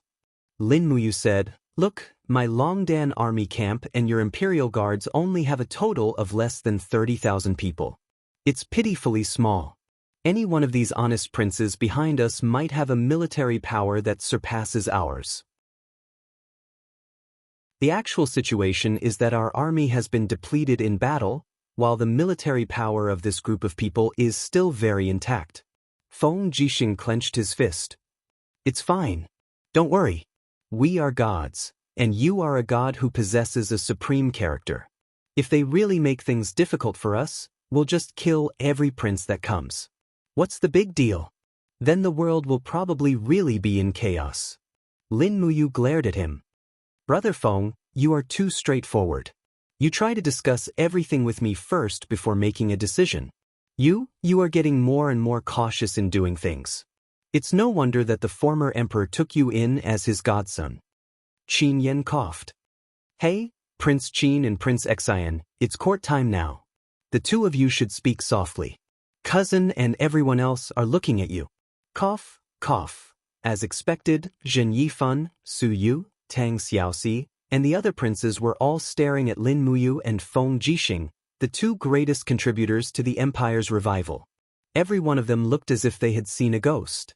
Logically speaking, people who had made such immortal contributions should be steady, but these two were too careless. Qin Yin smiled and said, "Then, shall we begin the court discussion? Present the memorial one by one." Not long after, Zheng Yifan took a step forward with a jade tablet in his hand and said, "Your Highness, this old subject has a memorial." "Please speak, Lord Fan." Zheng Yifan said, "The Empire's army has been continuously reduced over the years.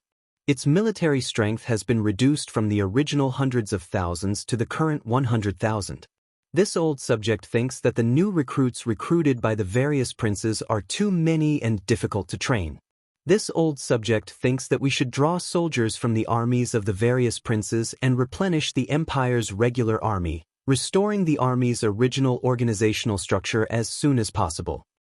Qin Yin nodded in approval and said, "Yes, this is indeed an urgent matter. Then, what do the princes think?"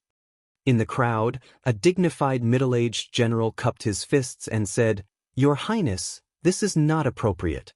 When we recruited soldiers, it was because the country was in danger, so the people were willing to put down their farming and go to the emperor's aid.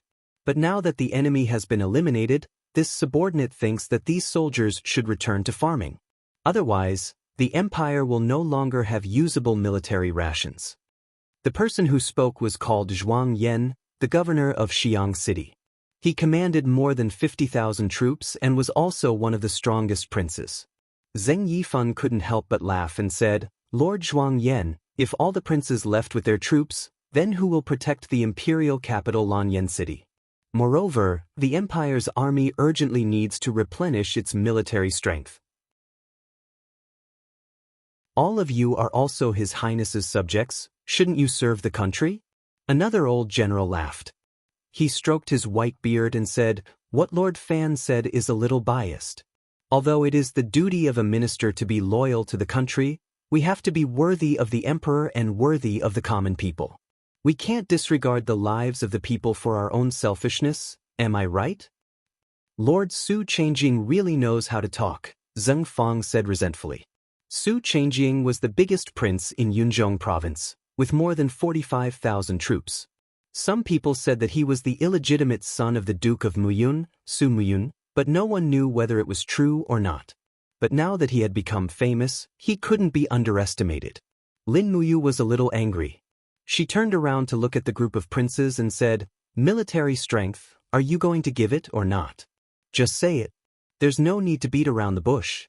Tell me, are you willing to contribute your military strength to the Empire's army?" He had already used the invisible elephant technique's domain. For a moment, all the princes felt as if they were in an ice cave, almost unable to breathe. "Of course, there's nothing we can't do," Su Changjing said. Zhuang Yan said, "But the provinces and prefectures do need military strength, and more than half of the soldiers have to go back to farming. Therefore, I've decided to take 10% of the military strength from each army and give it to the Ministry of War. This is more reasonable." 10%? Qin Yin frowned slightly. "What's enough for 10%? 20%? No one is allowed to disobey. Otherwise, they will be punished according to military law." "Yes." The group of princes knelt down one after another, their faces pale. Qin Yin continued, "In 7 days, all the soldiers must be reported to the Ministry of War. The Ministry of Personnel will reward the princes according to the number of troops they have handed over. The reward ceremony will be held in 7 days. "Thank you, Your Highness." The ministers cheered. Lin Muyu, Feng Jixing, and Tang Xiaoxi all wore cold expressions. Obviously, the situation was no longer under Zhe Tian Palace's control. The princes had their own ideas, and the people's hearts were in chaos. Late at night, there was a sea of sparks outside Lanyan City. The troops of various princes arrived one after another. In the darkness of the night, a group of noble generals dressed in brocade entered a large tent in the chaotic camp. They were the princes with strong military strength who had been in Zetian Palace during the day. Zhuang Yan, Su Chengjing, Lu Shiyu, and the others were among them. Chapter 933. Servants, serve the wine. This was Zhuang Yan's main tent, so naturally he was the host. Zhuang Yan had close to 60,000 soldiers under his command. He had brought almost all the soldiers he could gather from the entire Swift White Province. As the most powerful feudal lord, he seemed to have other plans. Su Chengjing, Lu Shiyu, and the others sat down one after another. They looked at each other, not knowing why Zhuang Yan had called them here. The song and dance can begin now, Zhuang Yan said lightly. Inside the barracks, slender women in black cloaks walked in one by one. Under the illumination of the candlelight, their beautiful faces were extremely moving. What was unimaginable was that there were actually dozens of high-quality beauties hidden within the army. However, it seemed that these beauties were merely Zhuang Yan's exclusive pets. The dancers raised their hands and untied the cloaks in front of their chests. When the cloaks fell to the ground, everyone's eyes lit up. These dancers only wore close-fitting silk dresses, which outlined their graceful figures very enchanting. Their bodies swayed gently, and it was extremely beautiful. Everyone, how are the beauties of my Swift White Province? Zhuang Yan suddenly asked. Su Chengjing was startled, then he smiled and said, very good. The Swift White Province is indeed a good place to nurture such stunning beauties. Zhuang Yan raised his cup and laughed. Come, let's drink to the brim first. No one dared to disrespect Zhuang Yan. Everyone raised their cups. After 3 rounds of wine, Zhuang Yan waved his hand. Immediately, the dancers took their seats. Almost every feudal lord had a dancer beside him. Zhuang Yan squinted his eyes and smiled. There's wine for today. Please don't let this good time go to waste. Haha. Bai Ling City's prefect Lu Shiyu frowned and said, Lord Zhuang Yan, I wonder why you called us here. Zhuang Yan said, it's nothing important. I just wanted to invite all of you here for a banquet. Why, Prefect Lu, do you think I have something on my mind? Lu Shiyu cupped his fists. No, please don't think too much. No, I really do have something on my mind. Zhuang Yan's voice suddenly became stern. Immediately, all the vassals looked over. Zhuang Yan seemed to be a bit drunk as he stood up shakily. Holding a wine cup in his hand, he said, We are all subjects of the empire, and we have worked hard for the sake of protecting the emperor. Today, the forces gathered by all of you here are more than 10,000 men. We have dragged out an ignoble existence in our respective cities, seized cities from the enemy, and slaughtered their soldiers. However, to this day, we have not received any rewards. Why is it that Wei Chou, Su Jiantao, and the others have been promoted to nobility and given more contributions? It's only because they are the direct subordinates of Qin Emperor Lin Muyu. I, Zhuang Yan, feel sorry for everyone here.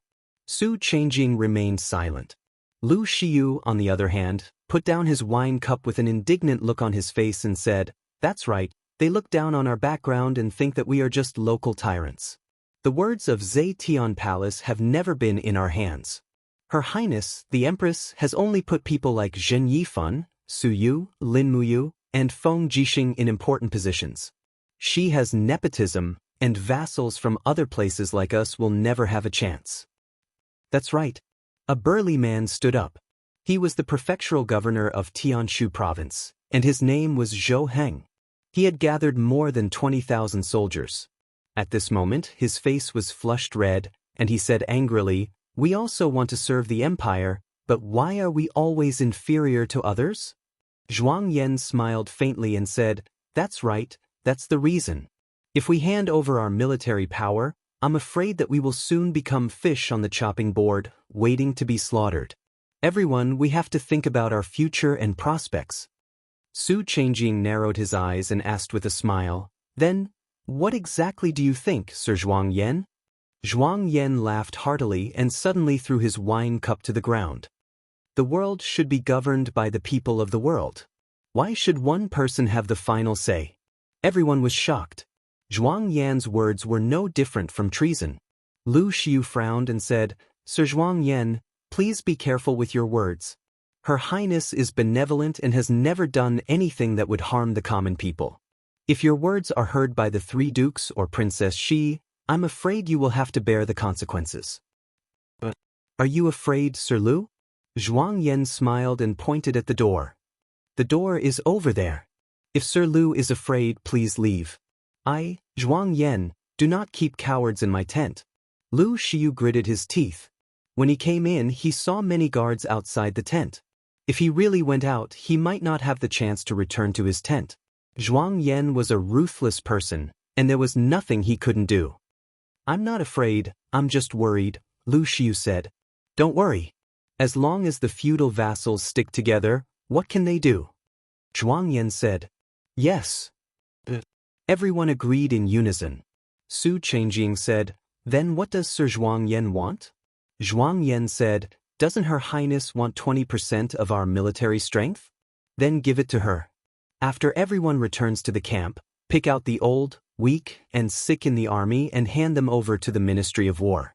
These old and weak people were originally used to make up the numbers, so it doesn't matter if we give it to them. In addition, please gather your encampments and surround the swift White Province's feudal army. Don't let them break through one by one. Yes, that makes sense. Zhuang Yan squinted his eyes and said, In addition, we have to submit a joint memorial. Oh, what memorial? Su Chengjing was stunned. Power reduction. For the stability of the people of the empire, power must be reduced. Whose power is reduced? The 3 dukes, 4 dukes, and 5 marquises. Everyone fell silent. The 3 dukes, 4 dukes, and 5 marquises were all important officials of the empire. Other than Yao Yuan, the Marquis of the Tranquil Sea, and Luo Exin, the Duke of the North, the rest had made great contributions to the empire. It wouldn't be easy to reduce their power. Zhuang Yan seemed to have seen through everyone's doubts. He smiled and said, I know that everyone thinks this is difficult, but it's actually not that difficult. We only need to submit a request. The decision can only be made by Her Highness. All we need to do is to put on a show. Only by reducing the power of the 3 dukes will we have a chance, right? Everyone nodded in unison. Lu Xiu frowned and said, If we were to submit a memorial like this, I'm afraid it would be no different from a rebellion. After all, Her Highness the Empress is a God-state cultivator. In addition to Lin Muyu, Feng Jixing, and the others, how are we mortals going to face their might? Therefore, we need someone who can make Her Highness fear and control Lin Muyu and Feng Jixing at the same time, Zhou Heng said with a smile. Oh! Zhuang Yan was stunned. There is such a person in this world? Who is Lord Zhou Heng? If I can invite this person, he will definitely be able to turn the situation around. Who is it? Qing, allow me to keep you in suspense. Just wait and see. Zhou Heng said proudly, My Heaven's Pivot Province is rich in resources and has many hidden dragons and crouching tigers. It will definitely broaden your horizons. 7 days later, at the barracks of the Ministry of War. Early in the morning, a group of cavalrymen flew into the barracks. It was Lin Muyu and Feng Jixing. They had brought a group of guards to select new soldiers. This was a promise that Qin Yin had made to them. She had allowed the Longdan Army Camp and the Imperial Army to have priority in recruiting new soldiers. The vassals outside the city had contributed 20% of their troops, which was a total of 130,000 soldiers. It should be enough. However, when Lin Muyu and Feng Jixing entered the drill ground, their faces turned ashen. The drill ground was densely packed with new soldiers, but their clothes were disheveled. Almost all of them were veterans and many of them were crippled. They couldn't even lift a spear. What's going on? Wei Chou frowned. Their average age is enough to be my father's. Feng Jixing sneered. I knew it. These vassals won't be so kind as to hand over their elite troops. They are just putting up a front. We should have killed them back at Zetian Palace. If you kill them, Xiao Yin will have a hard time as the empress. Lin Muyu curled her lips. Then what do you think we should do?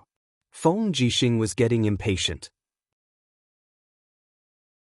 It seems that the vassals have already begun to form an alliance.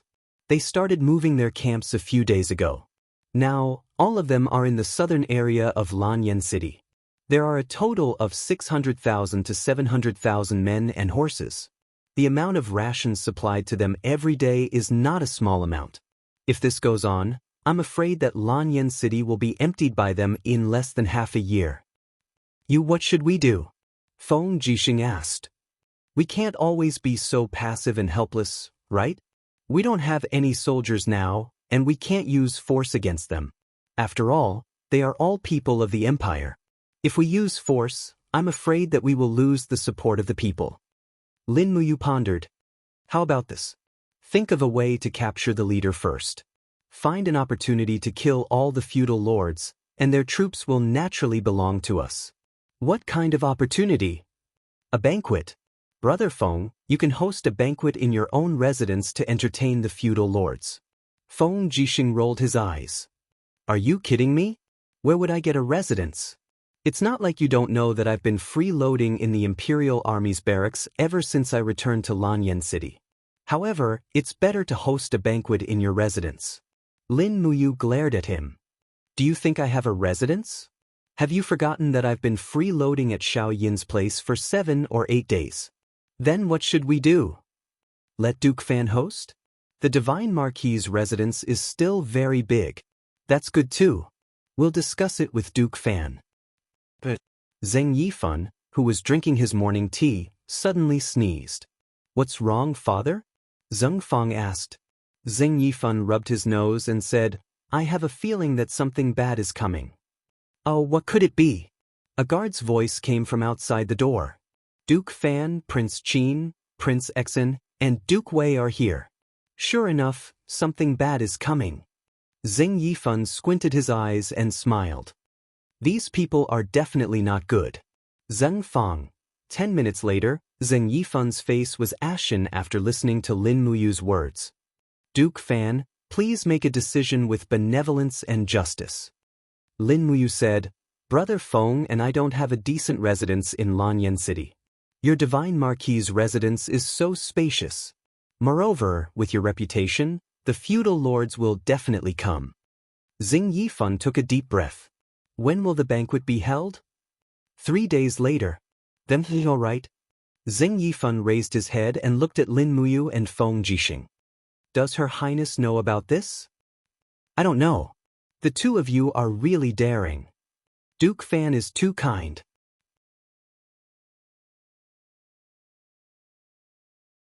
Chapter 934. However, before Feng Jixing and Lin Muyu had even stepped out of the door, the sound of hurried footsteps could be heard from outside. A guard from the Divine Marquis residence said respectfully, Duke Fan, Sir Zhuang Yan has sent someone to deliver an invitation. He said that there will be a banquet at the Drunken Immortal restaurant tomorrow afternoon, and Duke Fan is invited. The Drunken Immortal restaurant? Zheng Yifan frowned and said, Call him in. The person sent by Zhuang Yan did not look like a soldier, but more like a businessman. He was fat and had a mustache. When he saw Lin Muyu and Feng Jixing, he immediately smiled and said, So your highnesses are here too, that's even better. Both of you are also invited to the Drunken Immortal restaurant tomorrow afternoon. This is Sir Zhuang Yan's invitation. He took out 4 invitation cards at once. Not only were Zheng Yifan, Lin Muyu and Feng Jixing invited, even Wei Chou was included. What is Sir Zhuang Yan planning to do? Lin Muyu asked. The messenger shook his head and said, This lowly one is just a messenger. As for the details, this lowly one doesn't know. However, Lord Zhuang Yan said that tomorrow at noon, there will be an earth-shattering announcement at the Drunken Immortal Inn. I hope that the 2 princes, Duke Fan, and Minister Wei will not miss it. Who else did he invite? Feng Jixing asked. The 3 highnesses, the 3 dukes and many marquises have been invited. In addition, the Ministry of War, Ministry of Manpower, Ministry of Justice, Divine Temple and Elixir Department of Lanyan City have also been invited. There are about 100 people in total. Alright, that's all. You can go now. Tell Zhuang Yan that we will be there on time tomorrow. Yes, then I'll take my leave. After the messenger left, the people in the living room frowned. His movements are quite fast. We didn't even have time to make a move before he made the first move, Lin Muyu said lightly. Tomorrow's lunch at the Drunken Immortal restaurant won't be that delicious. Xing Yifan nodded. A few days ago, I heard that Zhuang Yan had also invited the various feudal princes to a banquet. Lu Xiu, Su Changjing, Zhou Heng, Zhao Xinpei, Yang Zhong, and the other feudal princes were all present. The imperial army only has 100,000 troops, but the hundreds of feudal princes have 6 or 7 times more troops than us. They can already be considered to have the power to decide life and death. As he spoke, Xing Yifan sat down and sighed. Originally, we could enjoy peace after defeating the celestial pole continent, but I didn't expect that the empire's chaos had only just begun. Feng Jixing said, Zhuang Yan and the others don't have good intentions. In my opinion, we should cut the Gordian knot and kill the feudal princes' leaders, ending all troubles once and for all. Your Highness Prince Exen, times have changed. It's no longer the time for you to kill hundreds of generals in the 7 seas. Back then, the main forces of the Empire's army still existed and Tang Lan was still around, so they still had some reservations. But now, the chaos in the feudal vassal states' armies is no longer something that people like Tang Lu can compare to. Zhuang Yan, Su Changjing, and Lu Xiu. Which one of them isn't a sly old fox? If we really kill them with our status as Divine Realm experts, their subordinates will also lead their armies to attack Lanyan City. Lin Muyu said, we'll talk about it after we go to the Drunken Immortal restaurant tomorrow afternoon. Feng Jixing nodded. Lin Muyu then looked at Wei Chou and said, deploy 2,000 people from the Longdan army camp to guard the surroundings of the Drunken Immortal restaurant. If anything really goes wrong, we'd rather kill the innocent than let them off. Don't leave any feudal princes alive. Wei Chou cupped his fists. Yes, I understand. Feng Jixing muttered, this matter? Should we tell Her Highness Yin and Princess Shi? The two of them have just been freed from the war. It's better not to tell them. We'll make the decision ourselves. I think Xiao Yin and Xiao Shi won't blame us. All right. The next day, at noon, there were no other customers in the Drunken Immortal restaurant on Tongtian Street. The entire place was under martial law by the guards of the feudal princes' armies. However, the streets outside the Drunken Immortal restaurant were tightly guarded by the armored cavalry of the Longdan army camp. If there were any disturbances, the hundreds of guards of the feudal princes' armies naturally wouldn't be a match for the battle-hardened elites of the Longdan army camp. Lin Muyu and Feng Jixing arrived at the Drunken Immortal restaurant together. When the two of them entered, they discovered that Qin Yan, Su Yu, and Zhen Yifan were already there. The huge Drunken Immortal restaurant had already been booked by Zhuang Yan today. There was no one else. All the guests were important ministers of the imperial court. The Ministry of War and the Ministry of Justice all came forward to pay their respects. Lin Muyu and Feng Jixing each nodded their heads in return. In reality, with their status, there was no need for them to do so. Not long after, Zhuang Yan, Lu Xiu, and the rest walked out from inside. Zhuang Yan laughed heartily and knelt down, saying, this general pays his respects to the 3 highnesses. It is the honor of us feudal princes that the 3 highnesses are willing to give us face. Lord Zhuang need not be so courteous. Rise, Lin Muyu said. Then, everyone, please take your seats. Zhuang Yan nodded his head with a smile. He led Lin Muyu, Feng Jixing, Qin Yan, and the rest straight to a large table in the center. The guests at this table were all first rank. Aside from the 3 princes and 3 dukes, there were also the Minister of War, the Minister of Justice, the Minister of Revenue, and so on. Every single one of them was a heavyweight who could make Lanyan City tremble with a stomp of their feet. Lin Muyu and Feng Jixing remained silent. There was no such thing as a good banquet. Today was destined to be a bad day. Delicious delicacies quickly filled the table, and the aroma of wine filled the air.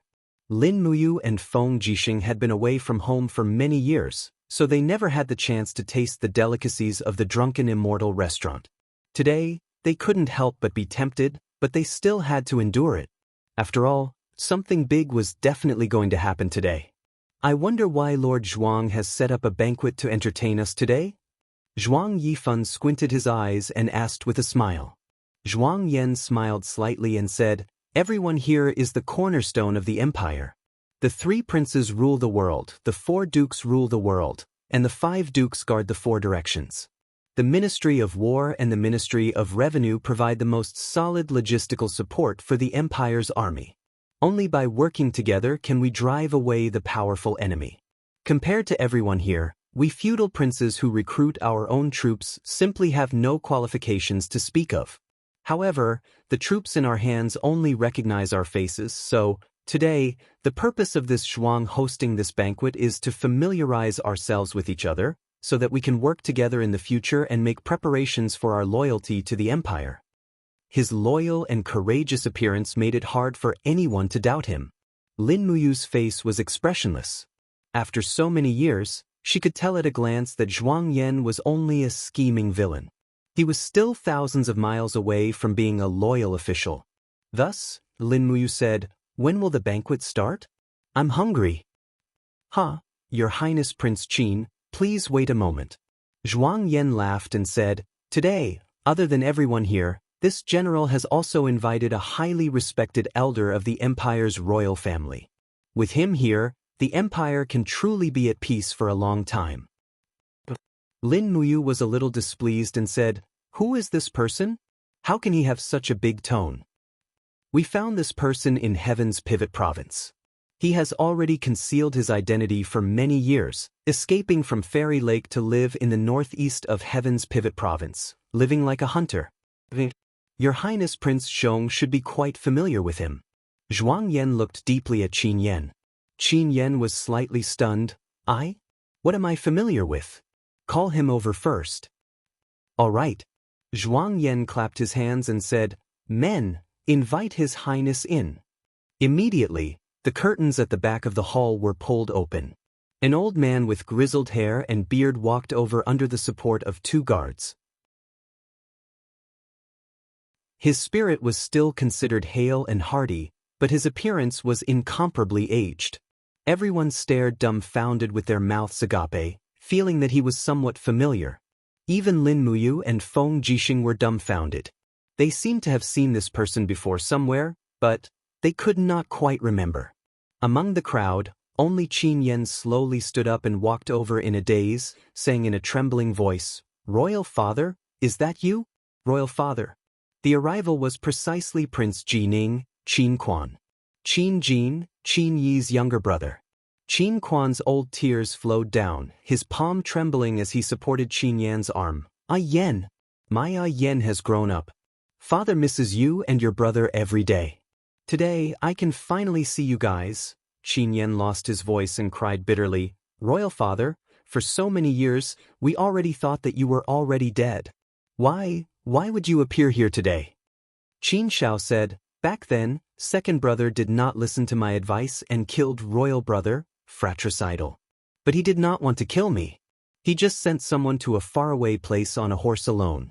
He said before that as long as I concealed my identity, he would not pursue it. Otherwise, he would definitely send people to hunt me down. For so many years, I've always been hiding deep in the mountains without anyone knowing. Ah Yan, your brother." Qin Yan's tears flowed. "My brother, he already died for the country during the Lanyan City Rebellion 11 years ago." My Allah, Qin Quan's entire body trembled. Only when he got this news from Qin Yan's mouth did he truly feel the pain of losing a loved one. Zhuang Yan walked forward and supported Qin Quan, saying, "Your Highness, please take a seat. Commander Qin Lei sacrificed his life for the country. He is the pride of the empire.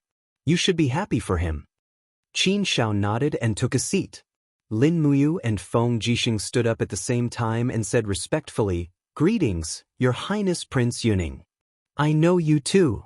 Qin Quan said faintly, "You are Lin Muyu, royal brother's adopted son, and you are Feng Jixing, the commander of the imperial army." That's right. You two are already dukes now. Qin Quan looked at their cloaks and naturally knew their identities. Su'er said, Your Highness Prince Yuning, you has been conferred the title of Qin King, Feng Jixing has been conferred the title of Xian King, and your son Qin Yan has been conferred the title of Zhong King. For so many years, it was the three of them who have been ruling the world of Great Qin. I know all of it, Feng Jixing smiled. Your Highness Prince Yuning is Her Highness Empress's uncle. It's great that you can return safe and sound. The Empire has gained another capable official. It's a blessing. Why don't Your Highness be escorted by us to Zetian Palace to see Her Highness Empress? Qin Quan was startled and didn't say anything. Instead, Zhuang Yan smiled. Your Highness Prince Yuning must be tired from the journey. Don't rush to see Her Highness Empress for now.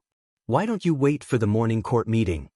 Feng Jixing said coldly, Since when did a small governor of Xiang City like you have the right to decide Prince Yuning's matters? His words were filled with murderous intent, and Zhuang Yan couldn't help but turn pale. Lin Muyu quickly pressed her hand on Feng Jixing's wrist and said, Brother Feng, let's wait for Prince Yuning's opinion first. Qin Quan coughed violently and said, Then, tomorrow morning. We're not in a hurry anyway. I've been traveling in the mountains for so many years, and I've heard a lot of things. I can write a memorial to Her Highness Empress. Lin Muyu nodded, okay. Feng Jixing glared at Lin Muyu, seemingly dissatisfied. Meanwhile, Lin Muyu's voice passed into Feng Jixing's ears like a silk thread. I know Zhuang Yan wants to control us through Prince Yuning, but we can't act rashly. After all, we have to show respect to Prince Yuning, the Emperor's uncle, and even more so to Yan. He just learned that his father is still alive. How can we pour cold water on him now? Feng Jixing's anger gradually subsided. He nodded and didn't say anything more. He started to eat.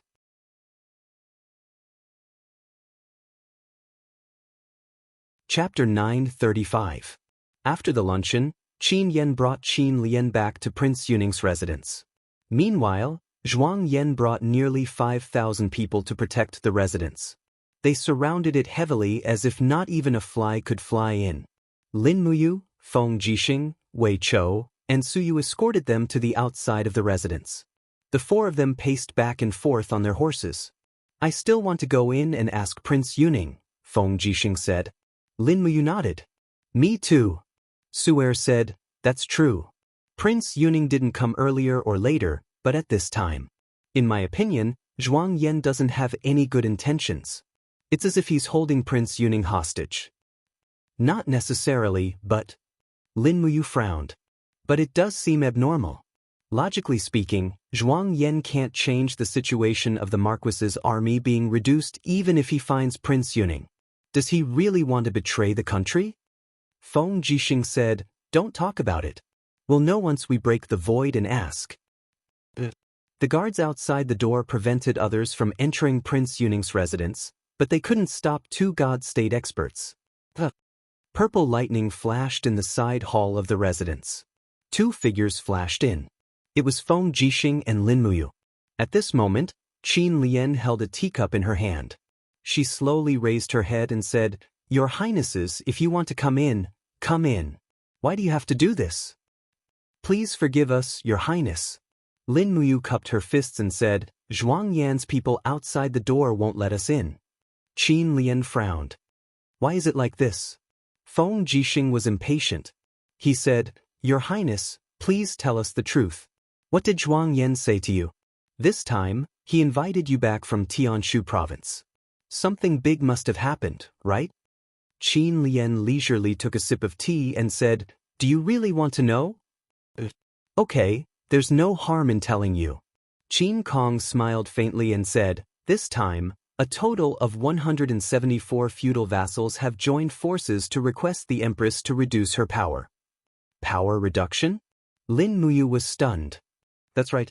Qin Shao said, Zhuang Yan proposed a strategy to rule the country, called, The People of the World Rule the World Together. He asked the Empire to return power to the world. The first step is to reduce power and remove all the titles of Duke, Marquis, and Earl.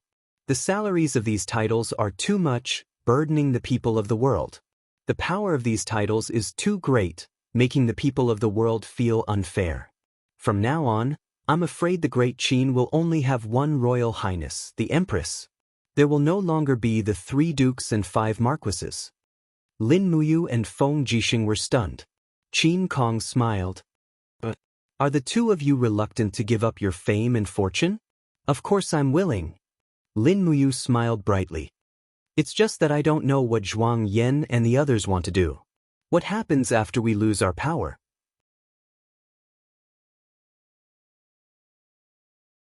No, I'm the Divine King. Who dares to bind me? Lin Muyu smiled faintly and said, I just don't want Xiao Yin and myself to be bound to this plane for the rest of our lives. I have a bigger goal. Brother Feng, you're also a god. Don't you want to see the outside world? Do you want to be Prince Xen in the Shattered Cauldron realm for the rest of your life? Feng Jixing touched his nose. Look at what you're saying. You have Her Highness Yin and Princess Shi to play in the outside world. What about me? I'm all alone. Will you bring me along? Of course, of course. You're my big brother. All right then. Feng Jixing said unhurriedly, Your Highness, since you want to reduce my authority, just do it. Feng Jixing will not stop you. However, what I mean is that even if a parliament is established, the position of the Empress as the supreme ruler must be maintained. At least, it must be maintained before Her Highness Yin voluntarily abdicates. Lin Muyu also smiled faintly. If anyone wants to drag Xiao Yin down from the throne, I'll chop his head off immediately. Your Highness, please help us pass this message to Zhuang Yan and the other feudal vassals. If they want to reduce their authority and establish a parliament, they must hand over the military power of 300,000 elite soldiers for the various armies of the empire to choose from. In addition, even if a parliament is established, Xiao Yin must have the final veto power. This is my only request. If this cannot be negotiated, I swear that I'll single-handedly wipe out the entire family of all feudal vassals. If they don't believe me, they can try. Qin Kong was stunned. He could tell that Lin Muyu was not joking, and he indeed had the ability to do so. Thus, he nodded and said, I'll pass this message. It's rare that you and General Feng both have the demeanor of a gentleman. Otherwise, the world would definitely be in chaos. Lin Muyu's heart was heavy. I'm afraid that from now on, Great Qin will enter a civilized era of constitutional monarchy. Constitutional monarchy? Feng Jixing and Qin Kong asked together in shock. It was not strange that they did not understand this kind of civilization. The next day, during the morning assembly, the sun rose high in the sky, and the ministers all came to court. Each of them wore a smile on their faces, but each had their own thoughts. Some already knew that the empire was about to change, while others were still in the dark. In the main hall, Qin Yin, wearing the empress's robe, sat on the throne accompanied by Terralin and Tang Xiaoxi. She had also learned about what had happened in the parliament. Lin Muyu had come last night. Regarding this matter, Qin Yin was surprisingly calm. She had already seen through it a lot, and she did not even have the slightest nostalgia for the throne. Qin Kong walked to the front with the scroll in his trembling hand. He cupped his fists and bowed to Qin Yin, then turned around and opened the scroll. In a clear voice, he said, Since ancient times, things in the world will change when they are poor, and change will lead to change. The change in the imperial power lies in the hearts of the people. Her Highness is benevolent and has decided to remove all the titles of kings, dukes, marquises, and earls. All officials will be divided according to their ranks. In addition, a parliament will be established. Within 7 days, the first set of Great Qin's constitution will be drawn up. The country will be governed by this constitution, and the title of Empress will be preserved. All major decisions must first be passed through the parliament and then the Empress. Otherwise, they will not be implemented. Zhuang Yan could not help but frown. This last sentence seemed to have been added by Qin Kong himself. Mother ***, that old bastard. He could not help but curse. But not far away, Qin Yan's gaze shot over like a sharp sword, causing Zhuang Yan to tremble uncontrollably. Qin Yin stood up and said, Approved. I just don't know how does Uncle plan to select the members of this parliament? Under the king's steps, a group of dukes all knelt on the ground and said in unison, "We recommend His Highness Prince Jining to be the president of the parliament. He will oversee everything, including the selection of members of the parliament." Qin Yin frowned and said, "Other than the president, what other positions have been established by the parliament?" 10 executive officers of the parliament, second only to the president, Qin Shao said. "That's good."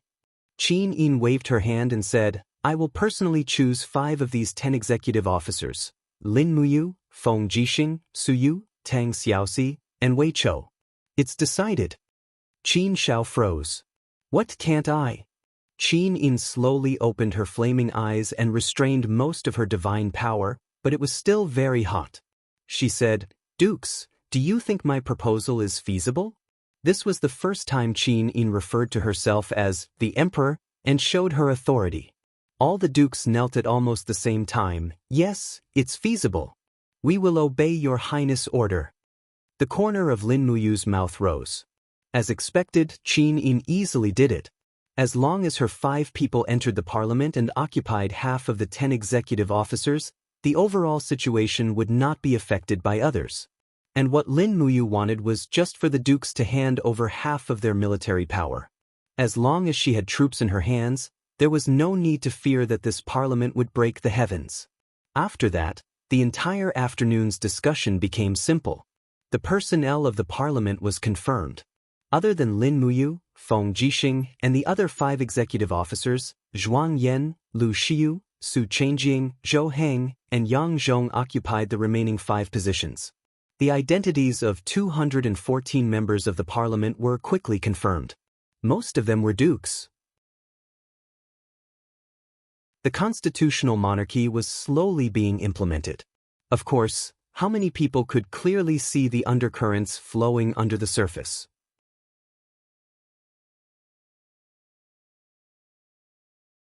Chapter 936. Holding the golden token in their hands, Lin Muyu, Feng Jixing, and Qin Yan knelt on one knee and raised the token of Emperor Qin, token of Emperor Exin, and token of Emperor Loyalty. Meanwhile, Shangguan Jingyue collected them one by one and put them on the maid's tray.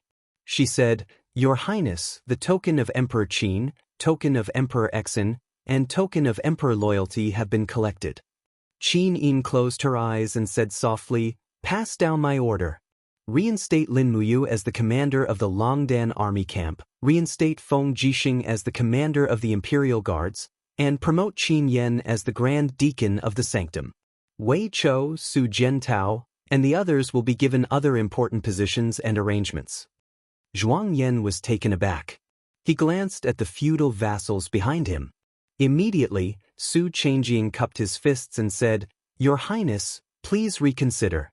The position of the commander of the Imperial Main Army is related to the overall situation. We need to be more cautious. Since the Congress has been established, the positions of the commanders of the Longdan Army Camp and the Imperial Guards should be reappointed. The decision should be made by all the members of the Congress. Please consider it, Your Highness." Qin Yin's face was cold. She said indifferently, "The Longdan Army Camp is the army that I rely on the most. The Imperial Guards are my guards that protect the Imperial capital. Why can't I decide on these 2 armies? How can I allow the Congress to intervene?" Lin Muyu also sneered, "Su Changjing, aren't you stretching your hands a little too far as the Grand Deacon? The Longdan Army Camp is my army. Everyone is my people. The future of the Longdan Army Camp can only be decided by me. Who do you think you are?" Lin Muyu. Su Changjing was so angry that he was trembling. "Don't forget that you are no longer the king of Qin. As one of the Grand Deacons of the Congress, is this what you should say? You dare to open a dye house just because I show you some color?" The Xianyuan sword in Lin Muyu's hand had already started humming and shining with golden light. Feng Jixing hurriedly stopped the fight. He grabbed Lin Muyu's wrist that was holding the sword and said to Su Changjing, "Lord Su, don't continue to anger Commander Yu. Don't forget that Commander Yu is the greatest contributor in defeating the Tianji Empire and the Blackstone Empire and recovering half of the Qin Empire. Moreover, Commander Yu is a god of the mortal world. and you are just a mortal. You can kill you as if you were an ant. Commander Yu is you. Although he was trying to stop the fight, in fact, every word he said was like a sword stabbing into Su Changjing's heart. Lin Muyu did not pay attention to Zhuang Yan and Su Changjing. She just cupped her hands respectfully and said to Qin Yin, "Your Highness, since the feudal princes have agreed to allocate half of their troops to replenish the armies of the empire, we should do it immediately." The Longdan army camp and the imperial army were originally formed with 100,000 people. I request your highness to approve that General Feng and I will personally go to the feudal prince's troops to select. Select? Zhuang Yan was stunned. But, can't I? Lin Muyu raised her eyebrows and said, "This is what Lord Zhuang Yan has promised. If you go back on your word, the Congress will be cancelled immediately. You will all go back to your respective cities and wait for your highness' reward." This, Zhuang Yan looked helpless and said, "But if we only select our troops, won't the rest be a group of old, weak, sick and disabled people? Then what does Lord Zhuang want? The soldiers of our army are as close as brothers. All the centurions, chiliarchs, and captaincy must appoint their own brothers. Otherwise, their combat power will be greatly reduced. Please consider this, Commander Yu." "Sure." Lin Muyu nodded and said, "After the court meeting, I will send someone to Lord Zhuang Yan's camp to select 10,000 people to replenish the Longdan army camp. Lord Zhuang Yan, please send someone back to inform all the soldiers to wait for the selection in their respective camps' drill grounds." Feng Jixing said, "Oh right, I also want 10,000 people. Also, I want 10,000 people from Lord Su Changjing's and Lord Lu Shiyu's armies. I hope you can start preparing immediately." Lu Shiyu and Su Changjing's faces were ashen. But this was the price they had to pay. The establishment of the Congress was a compromise and a deal. If they wanted to get rid of their status as feudal princes and enter the imperial court, they had to pay a price. Qin Yin pursed her red lips and said, "Let's do it this way. Where is the Ministry of War?" The Minister of War hurriedly stepped forward and said respectfully, "Your Highness, what orders do you have for me?" "Send someone to cast a new marshal's seal immediately. Engrave Lin Muyu's name on it. From today onwards, Lin Muyu will carry the marshal's seal when not in battle. During wartime, we will discuss further. Lin Muyu has the supreme authority to control the entire army of the empire. Regardless of whether it is the regular army or the feudal prince's army, they must obey Lin Muyu's orders. That's all." Qin Yin's words made the feudal princes' faces turn green and purple. Everyone felt as though they had gone for wool and come home shorn. However, they couldn't disobey her. After all, the Congress had yet to mature, and many powers had to be fought for step by step. At this moment, the Empress's orders were above all else, and no one could disobey her. Feng Jixing smiled and said, "Congratulations. Even though you have been removed from the title of King Qin, you have become the marshal." Lin Muyu couldn't express her bitterness and said, "If you want to be the marshal, you can do it. I'm not too interested. I don't want to wrangle with these petty officials who haggle over minor matters." Feng Jixing's voice wasn't soft, and the feudal princes were enraged when they heard it. His meaning was self-evident. He was saying that the feudal princes were just some powerful and nouveau riche from small places. They couldn't even get on the stage of the imperial capital. This was simply a face-slapping. At this moment, Xianxia cupped his fists and said, "Your Highness, Qin Yin smiled faintly and said, "General Xianxia, you don't have to worry. Mingshan province is located at the southern border and needs to be heavily guarded. Naturally, a new army will be established, and you will be the commander of this army." "Yes, thank you for your concern for the southern provinces, Your Highness." Zhuang Yan continued, "Your Highness, I have something to say." "Go ahead, Lord Zhuang. Since the Congress has been established, the members of the Congress will need a place to stay. In addition, the meeting hall must be worthy of the status of the Congress, so I suggest that half of the Zetian Palace be divided to be the residence of the members of the Congress. In addition, the main hall of the Zetian Palace can be remodeled into the Congress Hall. What does Your Highness think?" "What did you say?" Lin Muyu's gaze instantly turned cold and she said indifferently, the Zetian Palace is the residence that the late Emperor, Qin Jin, left for Shaoyin. Are you thinking of stealing it? I'm not stealing, I'm just stating the facts. I hope that Lin General can understand. Zhuang Yan was rather capable of keeping his composure. Lin Muyu waved her hand. Don't even think about it. The Zetian Palace is Xiaoyin's home. No one should even think about getting their hands on it. You'd better find another place to settle down. Don't tell me that the imperial capital can't accommodate 200 people like you? Feng Jixing nodded and said, the Zetian Palace is the symbol of the Great Qin. No one can even think of touching it. Zhuang Yan furrowed his brows and remained silent. At this moment, Qin Lian cupped her fists and said, Your Highness, this old subject has a suggestion. Qin Yin nodded happily and said, Please speak, Imperial Uncle. This old subject's residence is about 1/3 the size of the Zetian Palace. It's quite spacious. The reception hall can accommodate 200 people after some expansion. In addition, there are hundreds of wing rooms in the backyard. I think it should be enough to accommodate all the members of the Congress. As long as the Ministry of Revenue allocates a small amount of funds, the Congress can be built. Is Imperial Uncle really willing to give up the Zetian Palace? Yes. Permission granted. Thank you for your grace, Your Highness. By the time the court meeting ended, it was already close to dusk. The establishment of the Congress was basically completed. The next step was to establish the first constitution based on the laws of the Great Qin. Everyone walked out of the Zetian Palace. Zhuang Yan, Lu Xiyu, and the other feudal vassals crowded around Qin Lian. To them, Qin Lian was an invincible token. With Qin Lian around, whether it was Qin Yin or Lin Muyu, they would have to give face to the Congress. Moreover, with Qin Lian around, these feudal vassals would be able to escape death no matter how outrageous they were. Lin Muyu, Feng Jixing, Wei Chou, Su Jiantao, and the rest of the people walked down the stairs silently. However, Qin Lian brought everyone forward and said, Lin General. Lin Muyu looked up at him and smiled faintly. Oh, it's you, Chief. Qin Lian sighed and hesitated to speak. After a few seconds, he said, This isn't what I truly want. I hope that Lin General can understand. As for the affairs of the Congress, I hope that Lin General can pay more attention to them.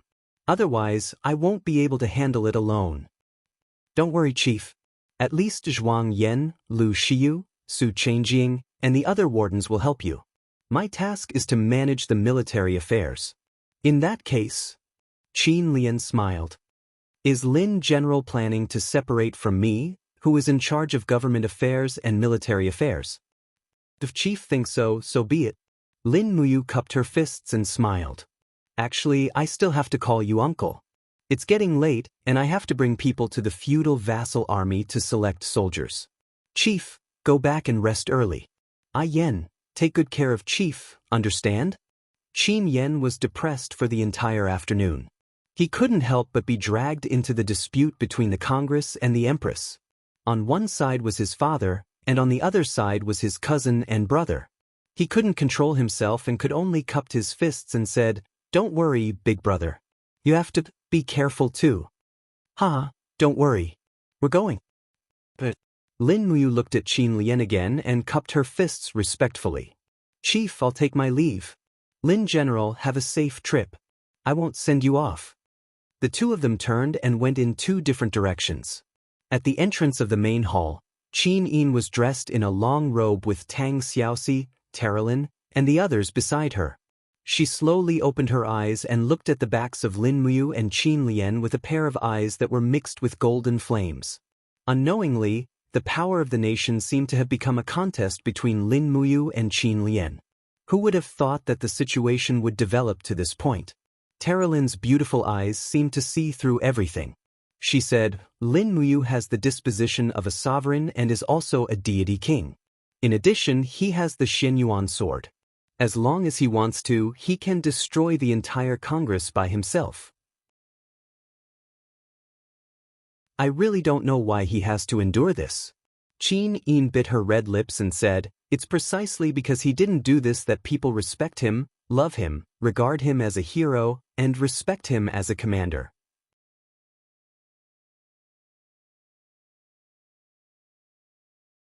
Chapter 937. In the middle of the night, the vassal army's camp was filled with people shouting and horses neighing. Torches formed a forest as a large number of soldiers gathered in the drill ground. Tens of thousands of soldiers stood motionlessly in the drill ground. Zhuang Yan had a total of more than 50,000 soldiers, and they were selected in the 3 drill grounds. Lin Muyu and Feng Jixing did not bring many people with them. The Longdan army camp and the Imperial army added up to more than 1,000 people. The 2 God State experts did not care about the vassal army's combat power at all. These were just ordinary people. Only when they were equipped with magic crystal cannons and deicide cannons could they be considered as an army with real lethality.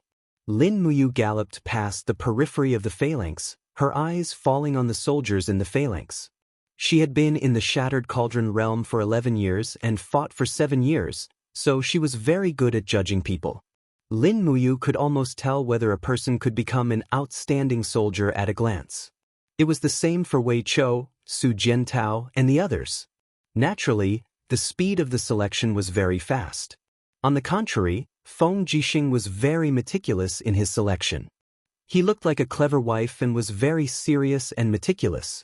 Until dawn, Lin Muyu selected more than 40,000 people from the 7 vassal armies to join the Longdan army camp. All of them were led by Wei Chou to the Longdan army camp's northern camp. The original camp of the Longdan army camp was still there, and it was enough to accommodate these people. As for the remaining 50,000 soldiers, they could choose slowly. This matter could not be rushed. Even when it was noon, there was still no rest. The flags of the Dragon's Courage barracks in the north of the city were fluttering in the wind. Inside the main tent, Lin Muyu propped up her chin with one hand and actually dozed off. "Lin General?" Wei Chou smiled. "Why don't you go back to Zhe Tian Hall to sleep?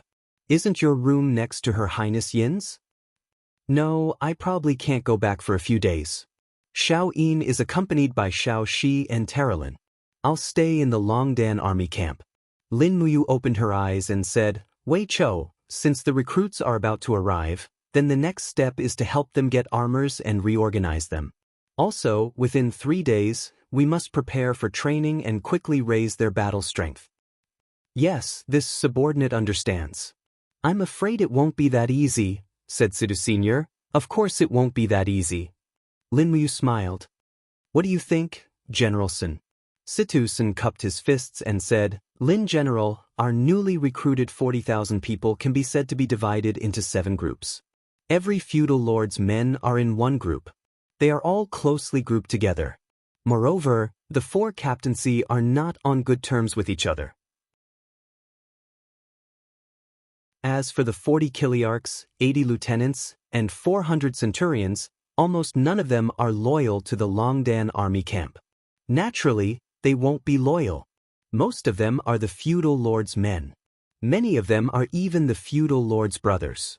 Zhuang Yan, Su Changjing, and the others are here to divide the Longdan army camp's cohesion." "Then what should we do?" asked Su Jiantao with a frown. "It's simple." Lin Muyu spread out the list of officers of the Longdan army camp in front of her and said, "Our Longdan army camp used to have 200,000 people. We were invincible when we fought in the south and the north. However, after encountering the strong army of the Tianji Empire, our numbers kept decreasing. Now we only have more than 10,000 people. However, each of these 10,000 people is an elite soldier. Wei Chou, draw up a list. Each veteran general of the Longdan army camp will be promoted by 1 level. The centurions will be promoted to chiliarchs, and the chiliarchs will be promoted to captaincy." Yes, this subordinate understands. In addition, all the new recruits of the 7 groups will be divided into 5 10,000-man battalions. Starting from the centurions, all of them will be the original generals of the Longdan army camp. I only want the new recruits from the feudal lords' armies. They are like unpolished jade waiting for us to carve. As for those generals, they are all old foxes. We don't need them." Sidu Sen was stunned. Then how should we deal with these old foxes? Most of them are relatives of the feudal lords. If we don't deal with them properly, I'm afraid the conflict between our military and the Congress will further deepen. Find a suitable excuse. Lin Muyu thought for a while and said, don't rush to remove them from their positions. We will start the training tomorrow. These feudal lords and generals don't know the rules of the Longdan army camp. They are used to being unbridled and undisciplined. Arrest them one by one. If they violate the military rules of the empire, no matter how big or small, they will be removed from their positions directly and be sent back to their original army. This way, they will not lose their mouths and the Congress will not have a chance to take advantage of them. Sidusun smiled. Marshal Lin is wise. I think you're the one who's really a wily old fox. You're simply too scheming. Lin Muyu glared at him and said, don't flatter me. Hurry up and get to work. Tomorrow, the Congress will be drafting the Constitution. I will be there to keep an eye on it. The Longdan army camp will depend on you. How many elite soldiers we can bring out depends on you. Do you understand? Yes, we will not let Lin General down. Wei Chou, Su Jiantao, Citizen, Sidushui, Fengxi, and the other generals knelt on one knee. As long as Lin Muyu was there, the soul of the Longdan army camp would be there. As long as these generals were there, the bones of the Longdan army camp would be there. Lin Muyu was now just waiting for the Longdan army camp to become an invincible force again. In this way, they would no longer be controlled by the feudal lords' armies. After all, the one with the strongest fist would have the most weight. This principle had never changed since ancient times. The next day, the golden horizontal board of Prince Yuning's mansion had been replaced by the Parliament House. Countless craftsmen came and went. The reconstruction work was in full swing. The meeting hall could not accommodate 200 people. It could only accommodate 100 people. The other 100 members of the Congress were all holding a meeting outside the hall. They could not even hear the content of the meeting clearly. It was drizzling, but none of the members were willing to leave. They held the meeting in the rain. Obviously, they were not willing to give up this opportunity to rise to the top of the empire. Once they lost this opportunity, they did not know when they would get it again. In the morning, the rudimentary constitution of the empire was finalized. The most important part was about the division of fiefs and the reward of new titles. Around the round table, the 10 deacons of the Congress listened quietly. Lin Muyu was whispering to Tang Xiaoxi.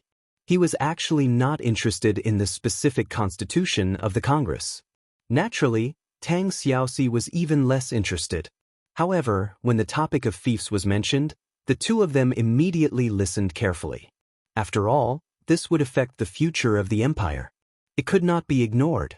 Zhuang Yan slapped the table and said, as for fiefs, we will still follow the principle of the people ruling the world together. I think the smaller the fiefs, the better. It is very important to redivide the land. All the lands of the nobles must be divided. Half of it will be given to the Congress. The Congress will hire farmers to farm and collect a certain amount of rent. The rent will be used to support the Congress. Feng Jixing frowned and said, in this way, the entire Congress will become a big noble family, the biggest vassal of the empire. How can they talk about the people ruling the world together?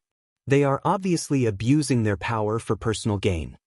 Zhuang Yan's face was a bit ugly. Obviously, Feng Jixing was right. Who in the Congress would really want the people to rule the world together? It was just a nice way to put it. In fact, they just wanted to get more of the cake for themselves. Lu Xiu said, General, what do you think? Qin Shao said, dividing half of the land of the nobles to the Congress is indeed a bit too much. How about dividing 30%? At this time, Lin Muyu said, I think dividing 10% is at most. How can the Congress have so many people to feed? Giving more benefits to the farmers will make them more active. It is more important to hand over the grain to the various states and counties and turn it into military food. Qin Shao laughed. Lin General is always the most concerned about military affairs. Lin Muyu said seriously, although the Tianji Empire and the Blackstone Empire were defeated, it doesn't mean they won't come again. On the contrary, I think if we continue to waste time on this kind of division of land, the more likely the celestial pole continent will launch the next attack. Zhuang Yan smiled and said, the 400,000 troops of the Tianji Empire were almost wiped out by us.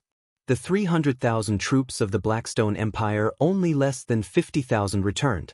We have 400,000 troops of the feudal lords and 400,000 regular troops of the empire. Zhuang Yan, may I ask, if the Tianji Empire wants to launch another expedition, what will they use to fight against us?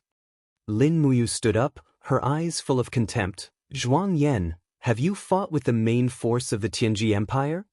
No. Then what gives you the right to talk nonsense here?